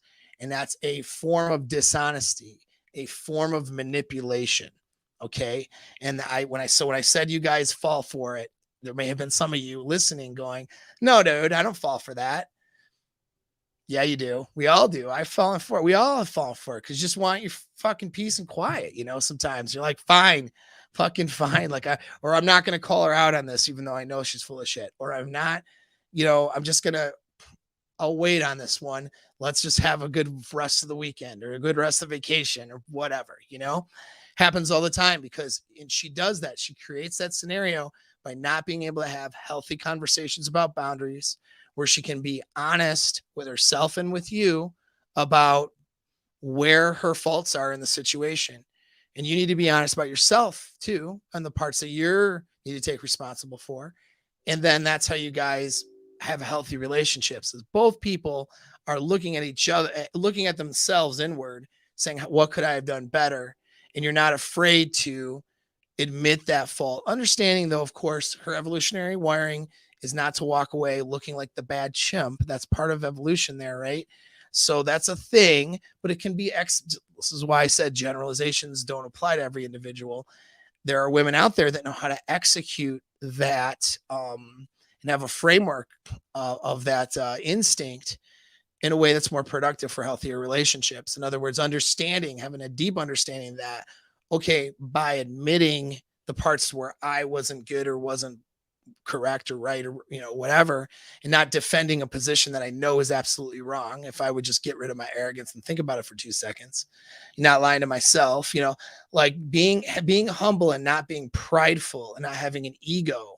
Okay, that's something that they still want to be a good girl, they still want to be the good chimp, but what they do is they understand that by not having this out of control ego and arrogance, that makes them the good girl, that makes them better than all these other girls out there that are incorrigible and impossible to be with and unpleasant. And of course, if you're on the girl side of it, because I certainly have somebody, I have somebody in the chat here, female listeners. If you're on the girl side of it, you want to pick a guy that can do that with you without punishing you and making you pay for it. You guys both should be able to admit to mistakes, right? And be honest, truthful, and transparent about those mistakes, no matter what they are, and not punish each other for it. All right. That's where treating yourself with kindness and the other person with kindness comes into play. Okay. And so yeah, that is one of the major things that they'll do. And there's more things here. Okay. But that's one of the major things that they'll do. All right. Is that they will use toxic arguing patterns. And that way see how that works. It's influencing you to accept their lies and deception and manipulation. And you fall for it because you want to keep the peace. And what you need to do is remove those toxic arguing patterns from your relationship. And if she's not willing to do that because she needs to hold on to those patterns in order to manipulate the relationship, she's not somebody that you can be with. And unfortunately, more and more women in places like the United States, Australia, Western Europe, unfortunately, Canada, that's the strategy that's being employed as primary for a lot of people. That's what women are now taught because that's seen as being strong. That's seen as being in a framework of being strong and independent, is to be this, person who does these toxic arguing patterns whenever called out versus, I don't know, listening and having an adult conversation. And they kill their relationships. They absolutely kill it. And that's not your problem, though. You're not trying to, save every woman out there with your penis. You're trying to have a healthy relationship, right? And so anyway, withholding sex, withholding affection, another thing, a form of influence. All right. So another thing too, also the character assassination. She does something wrong, and now she starts assassinating your character for maybe things you've done in the past or things that you're not perfect with. That's not a good sign, and you don't want to tolerate that. Okay. Now here's a dynamic here. So and again, some of you guys, you got, well, anyway, more attraction. Okay. The more attraction she has for you, the more anxiety she's going to get in the relationship. Okay. So with attraction comes some anxiety. All right. It's dread, fear of loss. So with that fear of loss and a little bit of anxiety, the more attraction she has for you, the more truth and transparency and honesty she will expect from you. And that's what I meant when I was using that example of they'll leave that alpha guy who they can't trust. Well, really, they just can't trust themselves. They're the ones with the anxiety. And then they'll get in a relationship with somebody they're not as excited about, and they don't have the same expectation on that guy that they did on the guy that they were really attracted to, because they didn't have as much dread. You see that? And so their level of need, their need for trust and to feel comfort and to feel like they're in a trusting relationship goes up with dread. Dread being feeling of loss. Okay. Fear of loss. Fear of loss goes up with attraction most of the time. Now, a woman who is very self-aware into her spiritual self, not to get all wooey on you, but really doing, like, seriously doing meditation work, doing spiritual stuff that most women say they do, and they show up to things, they don't really do it. Then there's some women that do it, of course, can have a little bit more of can have a good amount of control over that anxiety, and that's really important. This is why emotional control, women are emotional creatures, but you want to have emotional control. That's something you want to vet for, because if you're doing your job, which is building that attraction and desire where she thinks you're the best she can do and she's crazy about you, that anxiety is going to go up. And if she can't handle or deal with that anxiety, she is going to put more pressure on the relationship and have more expectations of transparency, honesty from you, and want more explanations, want more details, you know what I mean? Maybe she wants to see, what's your social, she's stalking all your social media platforms, right? And she's doing that. And a lot of times they'll say, well, it's because my trust was broken or that's why I did that. Well, no, it's that may be part of it, but a lot of times it's not that. It is simply just because their anxiety is high, and that gives them a sense of control. And a woman who doesn't have good self-control, right, and who has toxic arguing patterns too, on top of it, her anxiety is going to be higher. She'll have a different expectation for you than she will on the next loser boyfriend she gets. And I say that for a reason, because a lot of you guys have experienced that, myself included. And then you're going to beat yourself up over it. You're going to say, man, I guess I just wasn't good enough for her. I tried so hard, but I guess, I don't know, whatever. Like, I'm a bad person somehow. You're not a bad person. She's hypocritical. She has different standards for you than that she would have for even another guy that she lets into her vagina, and even for herself. And so you want to be leery of that. You want to be aware of that. And then understand that that's something that's not going to work out. Okay. That's something that you have to, if that dynamic doesn't change, her anxiety should be up higher if she's more attracted to you. The dread should be there, but on the same token, she's got to get, an ability to control her emotions. And then you, of course, have to help her with that by being a good partner and building comfort where comfort is needed, and being as honest and trustworthy and transparent as you can be, making sure she's in consent and that you're only being in persuasion and not being manipulative or deceptive. Those are things you need to actively work on to make sure you don't do, because guys can manipulate and deceive too, and they're not even self-aware that that's what they're doing. And a lot of this stuff, whether it's a woman doing it or a guy doing it, it's a lack of self-awareness generally. Okay. And so you want to get more self-awareness, and this is where that mindset work helps, and have somebody, a partner, who's doing the same thing, man. Like, you really need that when you start getting into this stuff, and you want that pinnacle stuff. Guess what? It takes a little bit of work. Okay. So let's what we got here? A little super chat. If you got some questions, like I said, throw in a super, please, or I might miss it. You gotta sell a mug that says you think you don't, but yeah, you do. That is funny, bro. Actually, that's pretty good. I need to do some merch. That's pretty good, man. I like it. Thanks for that suggestion, bro. That's actually a really good suggestion. And absolutely, being safe is important. Important for the ladies. Important for everybody, though, really, to a degree. Important for a guy too, but it's different with a guy. How he feels a sense of security with his partner is a lot different. But yes, we got. Yeah, so you want to look for what I call the hypocritical double standard. All right. She will have a hypocritical double standard on you when it comes to herself. That's normal with women, unfortunately, it just is. She's going to expect more out of you than she does out of herself a lot of times. And it's just she's not unaware that she's doing it. But You don't want it to such an extreme though, where you can never do anything right. That's just not going to cut it. Or where she is so anxious that she's always in your business, right? That won't work. Whether you earn that or not, just it won't work. Okay. So some ways that they will really use this influence, okay, when they're lying and being deceptive. One is creating a halo effect. So the halo effect is like, I am an extra good chimp. I am an extra good girlfriend, right?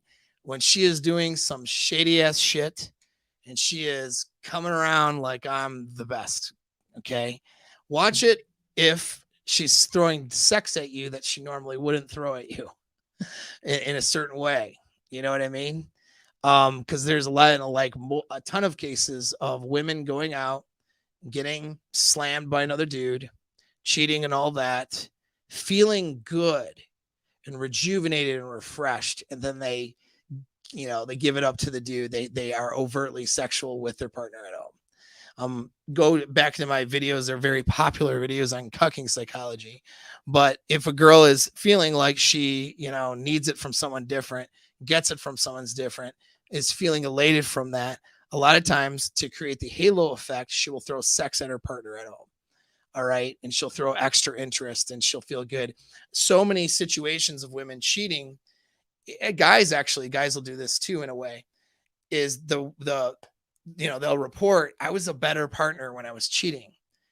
They report that. Why? Because they have these good feelings, elated feelings, and then as a means to continue to deceive so they can continue to go get things from other people outside their relationship, they throw extra, spitting all over myself. They throw extra. We'll pause that. That'll be a fucking thumbnail somewhere. But yeah, so that'll be something they do. That's an egregious example of the halo effect. But really, when you question them on something, maybe, and they're like all of a sudden really sweet. No, baby, I love you. I would never do anything. All right. And it's just not fitting with their person, what they normally do. That's a halo effect. And so they're trying to convince and they're trying to manipulate through, again, their influence. And you guys fall for it all the time.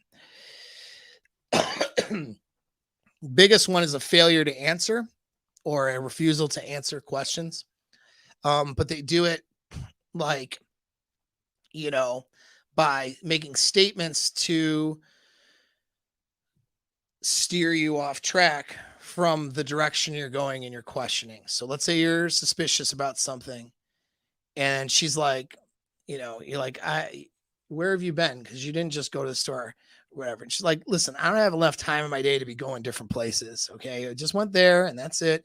And so you get answers like that. Like, I don't have enough time in my day, or I didn't wait, is it? And then like, well, is that what you think? Being offended, being indignant is a big one too. And that's actually, it's another thing, but like, is that what you think of me? You think I would do this? Or, have I ever done something like that before? Like, so you responding with questions and not answering, changing the topic, attacking you, just doing different things to not answer the question, because she knows if she makes a lie of commission, then that's a bold-faced lie. And that, especially if she's somebody who has a tendency to not outright be a deceptive person, she's going to avoid the bold-faced lie, but she's still lying. She's just trying to steer you in another direction. That's using influence. And she's omitting also. So understand, of course, a lot of times lies of influence, they go right along with the other types of lies, right? They go right along with bold-faced lies or omitting. So, yeah, that's something you want to look for. She won't answer. She doesn't quite answer. I've already said, when she's like, I've already answered that. I already told you, I never do anything like that. So what would make you think I would do something like that right now? Stuff like that, right? Listen, I'm asking, did you go to out with your girls and then ended up at this dude's house has been trying to hook up with you? Did that happen? Listen, I'm out with my girls. I'm not doing anything wrong. You see, look out for that kind of shit. Okay, because that's now we're getting into a strategy or a tactic where she's lying. Crying, being emotional, being angry. That's another one. I can't do anything right by you, blah, blah, and just crying or going, I just, I don't know if we should be in this relationship, threatening the relationship. You know what I mean? And so, so yeah, that's a thing. Interesting question here. I did catch here. Yeah, I've thought about that. I would need to know though that I would have enough people to support that program. But here's what I do, AJ. In my mastermind program, which has been closed, but get on the email list though, okay? Because it's going to reopen soon. I got the pickup thing happening that course, but like right along with it, because I do the mastermind program concurrently with everything else. I got guys who've recovered and who are recovering from cluster B abuse in there, and that's something that I address in the one-on-one sessions with those guys when they schedule them, as well as just even in a group Zoom call. Because the mastermind stuff, we're dealing with, of course, mindset, and we're also dealing with open that up a little bit. Sun's not in my eyes much.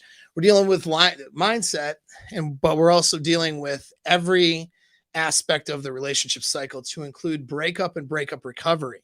All right. And if you've gone through toxic relationships and you're recovering from that, that's a part of it. So that's something that I recommend is you just get on the email list and then pay attention for announcements for that mastermind and see if that's going to work for you. Okay. So failure to answer. We got that one. Yeah, but crying, that's another one, or just being emotional. And then you're like, oh God, she's crying, right? You're a bad person now if you keep questioning her or, threatening breakups, threatening the relationship, to try to get out of conversations. These are some of the things that they'll do to not answer. Okay. And it's very frustrating. It's very frustrating. I've had exes before who've done this, and I would be very annoyed with them. I mean, at the time, very, very unhappy with them and not believing them. And they would act indignant for me not believing their story. Well, yeah, I'm not believing your story because you're lying, because of not answering questions and refusing to have a conversation of what that was all about and to tell me the backstory and to talk about it like an adult. A refusal to do that, and then throwing attacks or emotions or being upset or steering the conversation into other directions because you don't want to talk about it, is a form of dishonesty. And so that's these girls never got that. I don't think they wanted to get it. I think they just wanted to try to manipulate. And well, that's why they're not with me, right? So that disqualifies them. So I've had girls who do, that's a very common thing. And you guys probably run into that too, but you just can't let that continue. They either can have an adult conversation with you and talk about things in an adult manner, and actually answer the things that you're asking, or get into the things that you're asking, or they're just not somebody you can be with, right? That's how it goes. Diminishing. So that's another thing they'll do to influence the conversation is, oh, that was nothing, oh, it meant nothing. He means nothing to me. Why are you asking me this? It's not a big deal. Okay. So diminishing. Right. And so, yeah, diminishing the, what you say, diminishing why you're saying it, why you're upset about something, you're angry, or she did a major, she did a boundary cross. Maybe you shouldn't be upset about it. Maybe you're overreacting, but does that mean that she gets to diminish you and diminish your concerns? No, she doesn't. And in fact, doing that, and then of course, adding to not answering or not getting into, not really addressing the boundaries that she crossed, admitting those are faults and overcoming those, it's again a form of dishonesty, and it erodes away the relationship. And a lot of women, man, they don't get, like, your dude's not going to trust you. Like, you as a dude, or you're not going to trust your chick. You're not going to want to be with her. You're going to be questioning the relationship. You're probably not going to want to be faithful. You're not going to, there's a lot of things you're not going to want to do when girls do this kind of manipulation, because there's no safety that you have in the relationship, right? The safety you get as a man is her following your frame and surrendering to that, submitting to that, not manipulating and not using tactics of influence to stonewall conversations, refuse to answer questions, and to maneuver around so she doesn't have to tell the truth. And a lot of times when I say tell the truth, I mean admitting to, hey, maybe I shouldn't have done that, right? Those sorts of things. Can't have it. You will not trust that person. And when I've had women in consults talking about, he did this thing and that thing that was dishonest and bad, but then I find out they were doing this behavior, I have to tell them they have no one to blame but themselves. That doesn't mean that the guy should do something wrong. Two wrongs don't make a right. Okay. There's times, doing something that's also wrong and bad to deal with her doing something wrong and bad isn't the answer. However, she's got no one to blame but herself, though. How do you expect this person, this dude, to trust, you as a dude? How do you expect to trust your partner? Right. So these are real things that are really important to pay attention to. And there's so many people have these toxic patterns. So many women do this, and it creates this whole environment of distrust. And when you have an environment of distrust, then your partner is not going to be honest with you. The girl's not going to be honest with you if she is not trusting you, and you're not going to be honest with her. And I know we all lie to each other, of course, but what I mean is you're not going to be you both won't be operating with integrity. And that's the real problem. All right. So diminishing, though, making your concerns feel like there shouldn't be a concern. All right. Attack mode. That's another one. That's a big one, especially for the strong, independent women out there in the United States of America, right? Is as soon as a guy brings up something that is a problem, and she'll attack the guy. The biggest, most common way I see it is the insecurity button, I call it. All she has to do is say or imply that you're insecure. It's like a button she presses in your man brain, and you just go, I'm not insecure, and then you react to everything she's doing. And that's how she has that influence over you. And that's how she can be deceptive and manipulative to you and influence you just by pressing that insecure button. Oh, that was nothing. You're just being insecure. No, I'm not. I'm a strong boy. I'm not insecure. Letting me make sure she knows I'm a strong boy. No, I'm not. Fine, whatever, right? Whatever it is. So that's a big one. Is in attack mode. It's like really this is more of a subtle attack mode, which is I'm going to press that. Oh, where's the insecure button? I can just challenge his masculinity with this word right here. Beep, Oh, no, it's cool. It's cool. I mean, yeah, you want to go out with a couple dudes and a trains are fine. I like trains. I mean, I had trains when I was a kid. What do you mean? Yeah. So, right. I'm not insecure. My woman can do, yeah. Okay. It's amazing to me how women can control guys so easily with that word, and control and control the narrative and everything by influencing you with, if it's not that word, it's an implication that you're weak, you're insecure, you're less masculine by bringing up whatever, right? And so that's what we're dealing with here. And so the idea is you don't play that, you know what I mean? And so you don't play that game. If she's trying to not have a real adult conversation about something where she may have to face the music that she did something that was dishonest, or maybe admit something. No, it's not even dishonest. Maybe just say like, yeah, that really wasn't cool. I did that. Or maybe it's that wasn't cool that I did that, but I think you're overreacting a little bit too. You're very upset, and I appreciate that you're upset, but you're right. I shouldn't do that either. I think that, we can just bring it down a notch. Maybe she says it's you, but she's having a real adult conversation. That's fine. Okay, that's good. But when she's not wanting to say, I shouldn't have done that, or that isn't good, or yeah, okay, so maybe I shouldn't have done that, but you're really upset about it. Like you're like a 10 out of upset about it. I'm thinking you should be a 3 upset about it. So talk to me about that. Why does this make you so upset? I mean, you're right. I shouldn't have done it, but you're really upset though. What's going on with you?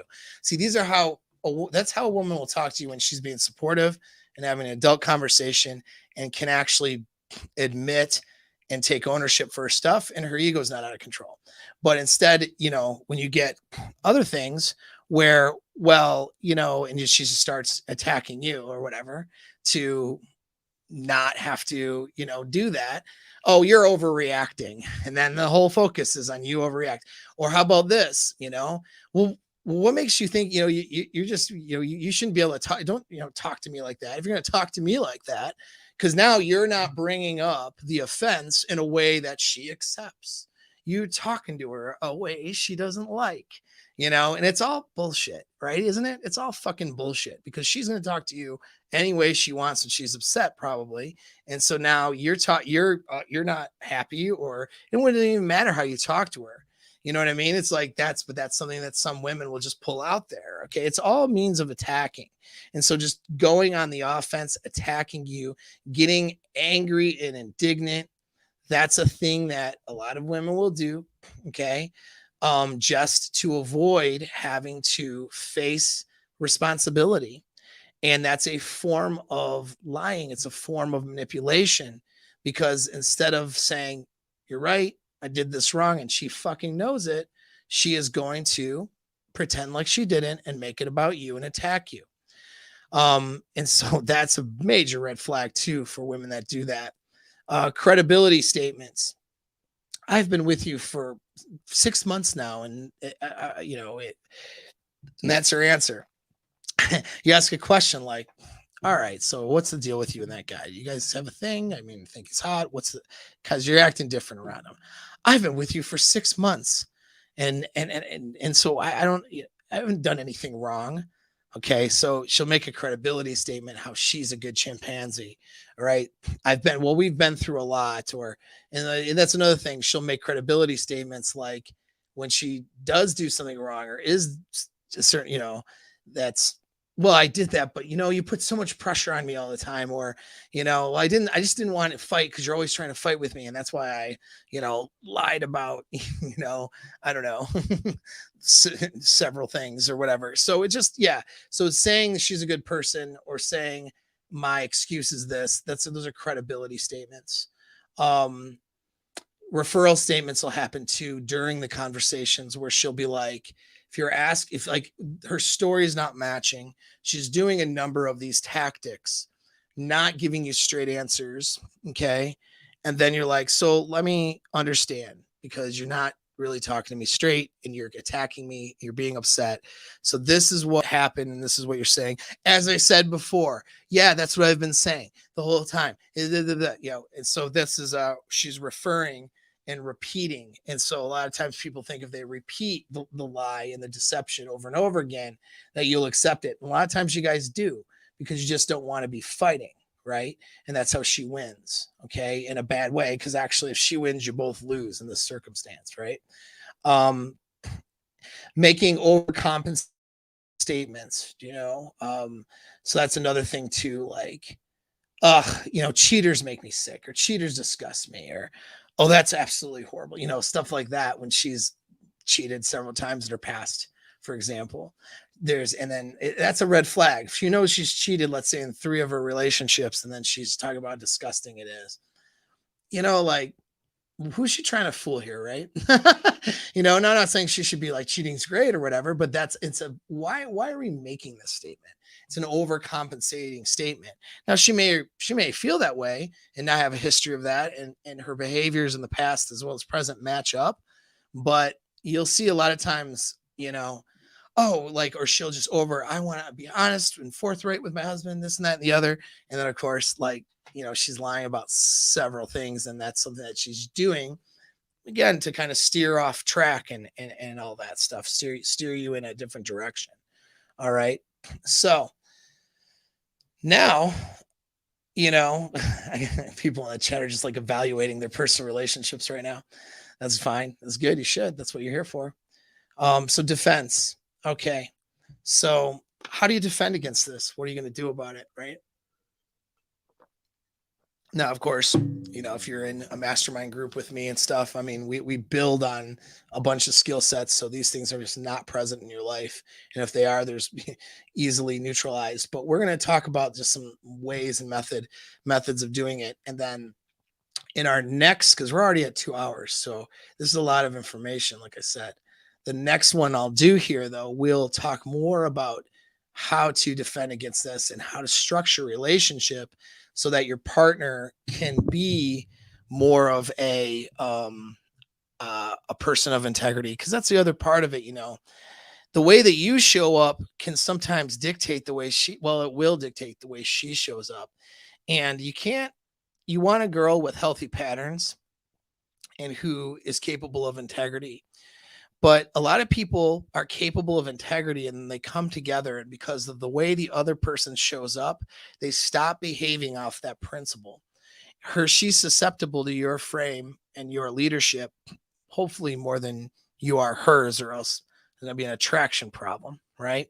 And so with that, if you're showing up in such a way that is not supportive or conducive of her being transparent and honest and having integrity with you, that is going to be a major problem. And you actually may be the catalyst for her bad behaviors. It's still her responsibility. It's still her fault for her bad behavior. So I'm not blaming it on you, but I'm saying, though, you're not helping. Okay. You are creating the environment as a leader in the relationship where these behaviors not only can happen, but are more likely to happen based on how you're treating her and how you're showing up. That's what we're going to talk about next time. So you can proof yourself from, this by creating the right environment, starting from the dating process, And we'll talk about more about detection. There's a lot of misconceptions about detection, a lot of Hollywood bullshit.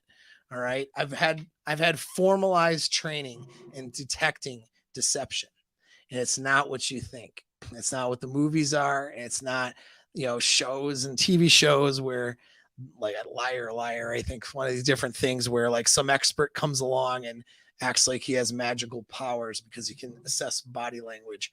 Body language and assessment's part of it, but I'll tell you, it's not what you think. So I'll share some of that stuff on the next one. But more important stuff here is, how do we defend ourselves against her using influence to be manipulative, okay, or deceptive, or dishonest?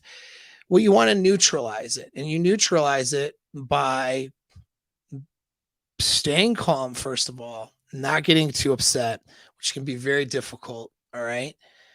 And sending the message to her that she is not a bad chimp, or at the very least, she's not being judged as a chimp.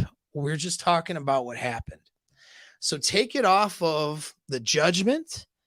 Not that you wouldn't judge her for it, okay? Because, we judge each other for some things we do. We want to be kind to each other, but it's there. There are consequences, all right? There are consequences to action, whether someone's deceptive about it or tells the truth. Telling the truth about something doesn't remove the consequence of what was done, right?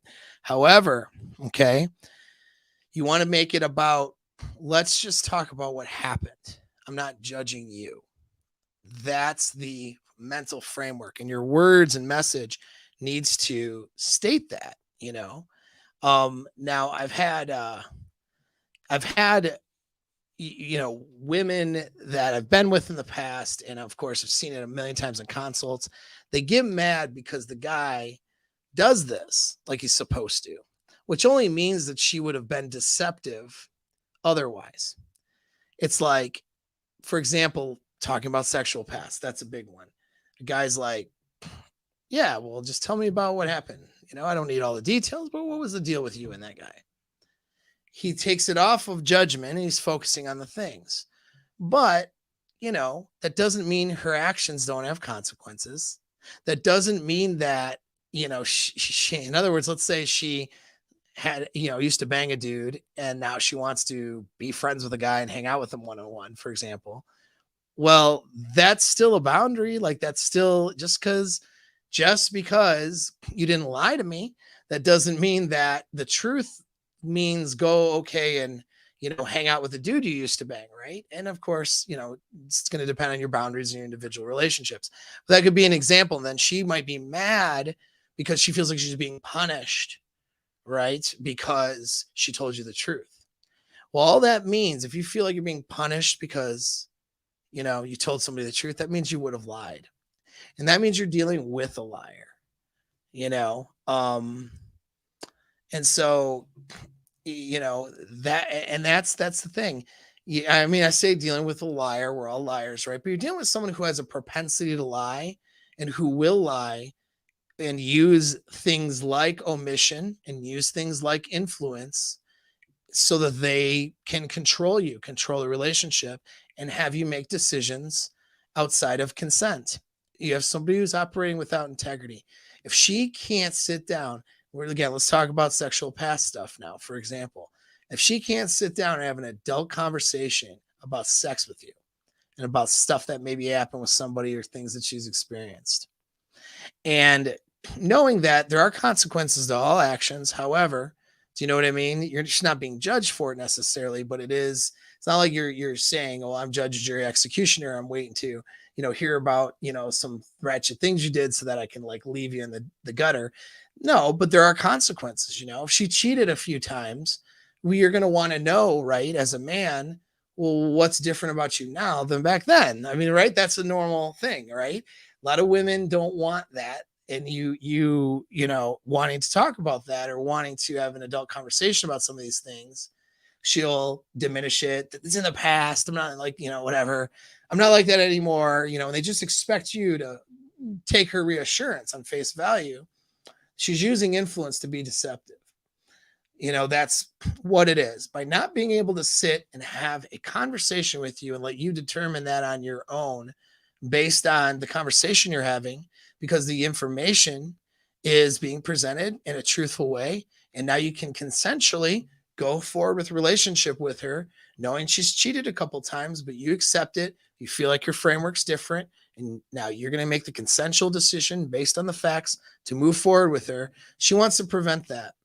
She wants to prevent that through influence. I'm saying not every girl, of course, but this particular, type of woman is going to want to prevent that, if she's demonstrating that she's not able to have those conversations with you, and so you can neutralize that by saying, hey, this isn't about me judging you. This is just about me. Let's just focus on what happened. I think I should know what happens, because you're obviously, I'm hoping you're different now than then. So let's just, we're just talking. That's it. It's not about you. It's not about, I'm not looking to make you into a bad person. I'm just I just think that I need, there's things I need to know, right? I should probably know about that. And so that is where you do to neutralize it. When she goes into attack mode, you go, wait a second, why are you attacking me? We're just talking right now. We're just talking about what happened, right? She goes into, well, you did this back then, and starts to, well, okay, I hear you. That's a separate issue. We can talk about that as a separate issue later, but right now we're talking about what just happened, or what you said earlier, or what you did earlier, right? And so you stick to the topic and the thing that the points that you're wanting to, stick to. You make empathetic statements too. That's another thing. So, you make it not about her. You make it not about the thing that she is trying to distract. You make it about the thing that you're, trying to have an adult conversation about, right? And you make empathetic statements. In other words, you may have to say like, hey, listen, I don't care. Things happen. Nobody's perfect. You may have you made some mistakes here. I think that's okay. We all make mistakes. Just tell me what happened. Right. So you're going to make empathetic statements to take away the impact of her being a bad person, bad chimp, bad human being. Okay. And focus on the stuff and make it like that. And that's going to help that too. This disarms, okay, that, and it allows you to get the truth. Because some of you guys are in these things with women. Hold on. Such a long thing here. Oh, there. I'll have to turn that on. Turn the light on. Some of you guys are in these things with these women and you're not getting the truth, but you're sticking in the relationship because you're not sure. You don't know if it's you. You don't know if it's them. This is going to allow you to get the truth finally in situations where you couldn't before. Okay. And so being empathetic, saying, hey, I understand. You're trying to defend yourself. You don't want to be seen as this bad person. You want to be judged by a bad thing that you might have done. It's okay. Just tell me what happened. We'll deal with it. Okay, we'll handle it, but I need to know what happened. Or you said this and now and that doesn't match this. So just explain it to me. Right? You make it about the thing, not about she wants to make it about indignation and protecting herself from being a bad chimp and distraction. And you make it about that thing. So when she's trying to be dishonest through through her influence, that was what she's trying to do. Okay. And then you get it, you bring it right back to that point. When you bring it back to the point, a lot of things are you start back broad and then get more specific. So you back like so let's say she tells you a story and it doesn't quite make sense, right? You go, so wait a second, you're saying this happened, but what about this? And then she gets angry with you and loses her shit because and maybe turns into attacking. You go, hold on. You know what? You're getting really upset. You need to calm down. All right. And let's start again. I'm not trying to come at you. I'm just trying to understand. So, okay. So tell me again what happened exactly. Now, we're going to get into more of this because the more opportunity you get for her to tell her story, sometimes if you don't do that in a certain way, so you stay tuned till the next video and I will explain that one in greater detail because you don't want to give her the opportunity to make her story more solid and more airtight by giving her a bunch of room. And so that's a thing that you have to be aware of. And it's something, a soft as well as a hard interrogation tactic that you need to be one needs to be careful of. So there's a way to start off broad and to get narrow again into specifics without giving her opportunity to make her story more airtight and work out her kinks right there. And that can be a problem if you don't ask the right questions. And that's what we'll get into is the right types of questions to ask, because how you ask the questions and how you approach it is going to make all the difference. But yeah, so that you know, that is a lot of information. So hopefully you guys enjoyed that. Here's the bonus tip on cheating. Well, before I get into that again, I'll mention before you log off, okay, whatever, make sure you're subscribed. Help me out. And I got new channels that'll be coming out too, because algorithms hate me. Social media too. So if you're on those platforms, Instagram or, Twitter, if you're doing that, I just jumped on TikTok, even though it's stupid, I'm on that now too. So go be my friend or whatever the hell they call it on those things. Okay. Do that for me. And when we get off, support my channel, all that stuff. I really do appreciate it. Okay. And also, like I said, jump in on a course with me, Masculine Empowerment Network, links in the description. I'm only on one day. There's a whole bunch of guys, but they're all really good. And then I say do both. Do the pickup thing with me. If you need some more advice on game and pickup, and whether it's, some of the stuff in there could actually help you gaming the girl you're with too. But yeah, jump in on that. I'd like to work with you on that. Okay. So that's that stuff. Now the bonus. So here's the bonus. A question to ask if you're suspicious of cheating. Okay. If you're thinking that she may have been unfaithful, and it's all in context and timing, keep in mind. But you ask the question, when was the last time someone who was attractive came on to you? So there's your bonus question. So I'll repeat that. There's different ways you could ask that too. So when was the last time you got hit on by like a hot dude? Or when was the last time you got approached by a guy that was attractive? That's an interesting question to ask in different contexts. If you're curious or wondering about her behavior, some of her behaviors changed, you're wondering about a little bit of infidelity or perhaps her opening up some doors, you can ask that one, right? Because if she's like, oh yeah, just the other day I just had this guy, okay, the thing was an attractive guy, right? or Kevin from sales, he's been wanting to go, he's been approaching me wanting to go hang out, but we were just friends though, of course. Okay, well, Kevin from sales is attractive. You see how that works, the language of that? The language is, it's not, you didn't say when was the last time you were approached or when was the last time you were hit on. When was the last time an attractive person hit on you? So she's may do mental gymnastics and say, well, other people think he's attractive. Her justification after the fact might be, well, I meant other people think he's attractive. I don't think he's attractive, but I mean, well, okay. No, she thinks that guy's attractive. That's the frame of mind she's in. If you ask that question and the girl thinks that you're the attractive guy, like she's just not thinking about other dudes. Yeah, I'm telling you, bro, I got some shit here that'll fucking blow your mind out of your face. Okay.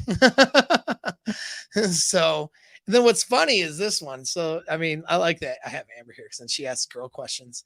Should we just not admit it? See, you're already asking. Should I be deceptive? I caught you being deceptive. That's okay. We do it too as guys, though. So don't take it out the wrong way. No, you should. You should admit when someone hit on you, though. That's the thing, is just to be honest about it. So this is how you would answer. So how do you answer as a girl? You say, you know what? The other day, a guy did hit on me. And, he's a good looking guy. I'm not trade my marriage up for anybody. So don't you worry about it. I think you're the sexiest guy in the fucking planet. But all right, he was a decent looking guy, like single girl, of course, but I'm not single, obviously. But why do you ask that though, babe? What's going on with you? That's how you answer. Honestly, imagine that, answering it with honesty. And you do. And if you do that, that's good. Okay, that's good. That's what you do. You answer honestly, but you answer it in a way, unless it's not exactly true. But if you're thinking of cheating on your guy, you guys got bigger problems, right? And that may be a thing. Maybe very much thinking about that. And that's a problem to address. For sure. And probably not just with that question, but with some other things. Probably needed to figure it out on yourself first. But I mean, if it's like you're not thinking about cheating and you're not going to do that, there should be nothing wrong with saying, yeah, dude, hit me up. And he's, he's a good looking guy. I mean, he's not somebody, and saying that with sexual disconnect.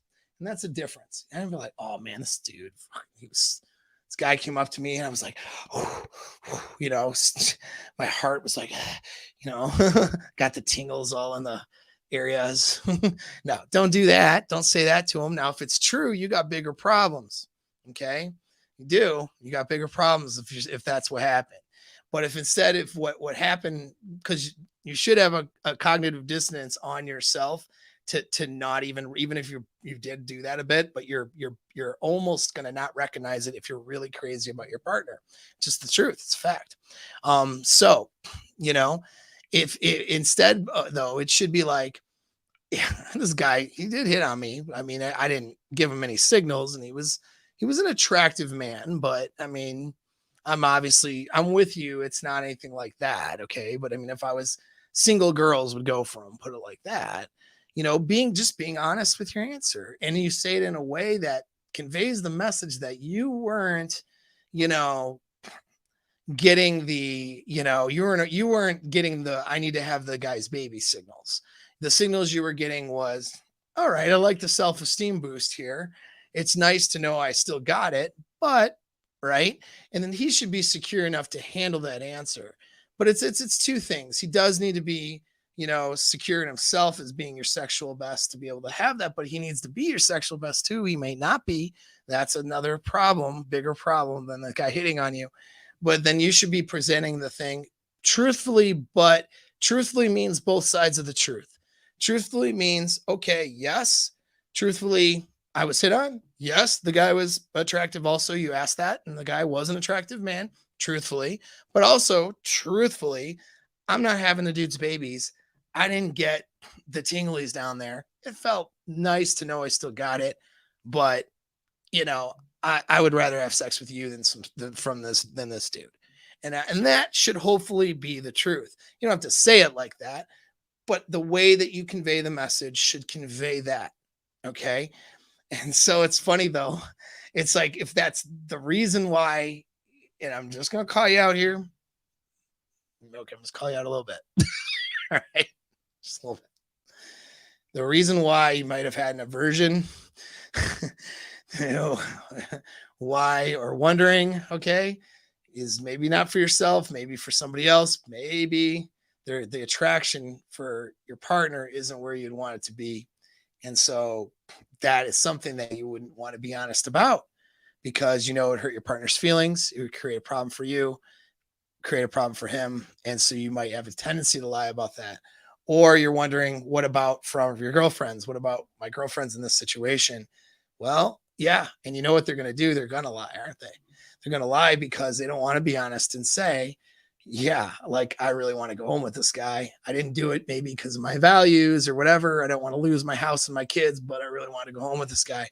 And that's a problem. That's actually a problem. That's a attraction, seduction, sexual thing that needs to be worked on in the relationship. A woman that is seeing the dude as seeing her guy as her best and wants to be there isn't getting the tingles, even if the guy is attractive guy, you know?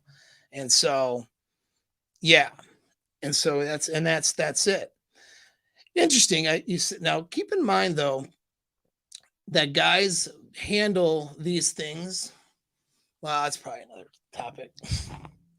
Probably another topic because I'm going to be on here too long. I got shit to do. It's like Friday night. I need to be out being a savage. I'm not on the internet. What the hell's wrong with me? But it's got one of the biggest defense mechanisms that guys do is they pretend that they don't care and they ignore things. And then it gets perceived as being very secure or very alpha. But it's not. And here's why it's not. All right. And so the reason why it's not is because they are it's a way of not facing a fear, right? A fear or a problem. Instead of facing it, they're going to pretend they don't care. Oh, yeah, she's going out with whatever. They pretend they don't care. Oh, she's talking about some other dude like he's super hot, but I don't care because I'm super alpha. No. And then girls will be like, oh, he's so secure in himself. I can be a total, like, not that you're doing this, but, you know, I can be a total hoe bag here. And he's totally secure in himself. Isn't that wonderful? Isn't that great? No. The guy who does that isn't going to try. He won't put the effort in. That's the consequence. And that's what you end up with. The guy who doesn't face the problem, face the fear of losing his partner, of not being the best, and face the thing of like, okay, like, you know, here's a boundary or whatever. Like the guy that's not willing to do that and he's pretends that he doesn't care, he's also going to not care when it comes to courting, seduction, doing things. And this is a general situation. May or may not be the situation with an individual. I know more about that individual, but generally speaking, that's the biggest thing guys do. The biggest thing guys do is, what guys do is they stop trying in their relationships. They stop putting in the effort. A lot of times that it's fine. I find it interesting,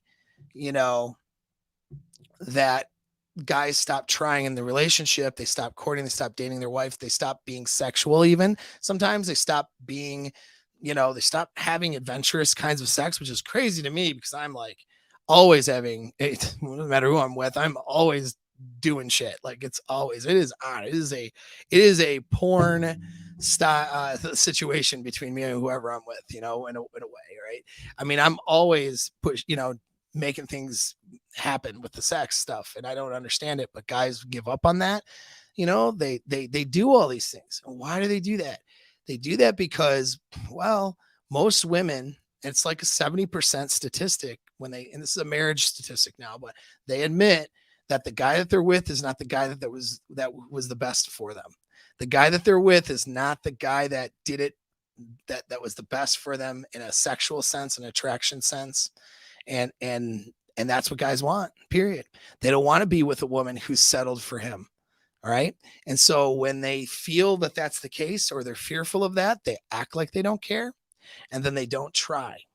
So I find it interesting that most women settle with the guy that isn't their best. And most guys lose their relationships because they stop putting in effort. They stop trying. They stop courting. They stop seducing. Well, whose fault is it really though? Right? The guy stops seducing, but he knows he's not the best anyway. You see? And so it's like it's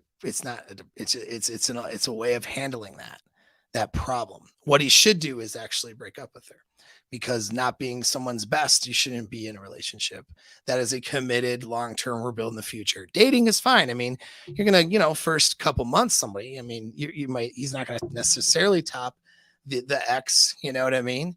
But yeah, not being the first choice. It's the old what is it? Kid Rock. What am I talking about? Chris Rock, the old Chris Rock bit, right? You're not her first choice. Right. And that's the reason guys stop. They know that. So they stop trying.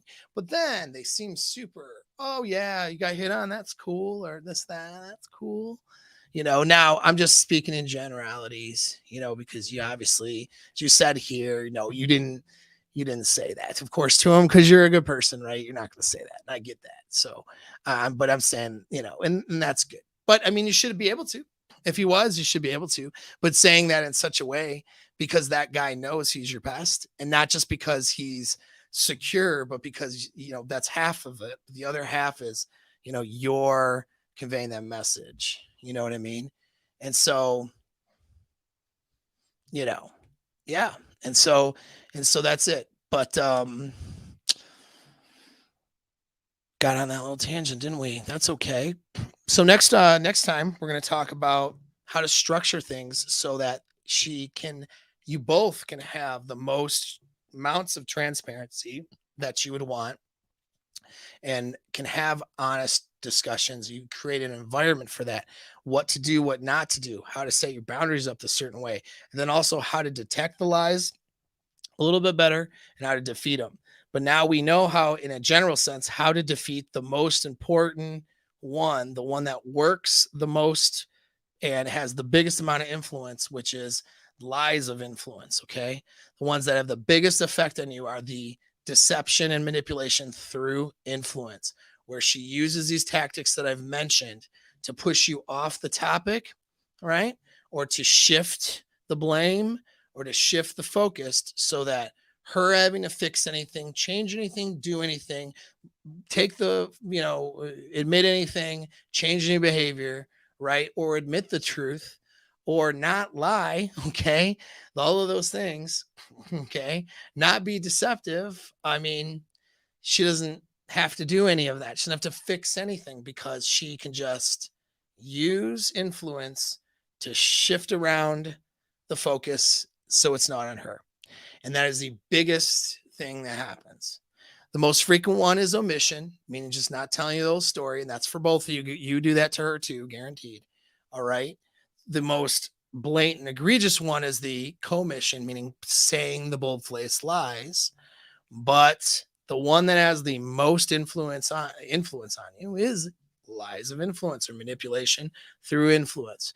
And so you want to be able to disassemble that, take the power away from that.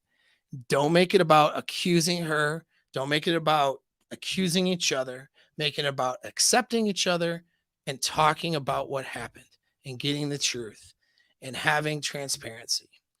And just because a girl tells you the truth and has good behaviors, that doesn't mean that she's not dishonest if she's doing these tactics. If she's doing these tactics, and especially when it gets down to toxic stuff and attacking, and if she is not, if she's using influence and not having adult discussions with you, she is not being a honest partner. She's being a controlling partner. Okay. And that is something that needs to be removed, or it ain't going to work. All right. Thanks again, guys. Enjoy your Friday night. Go do something bad, but not too bad. Take care.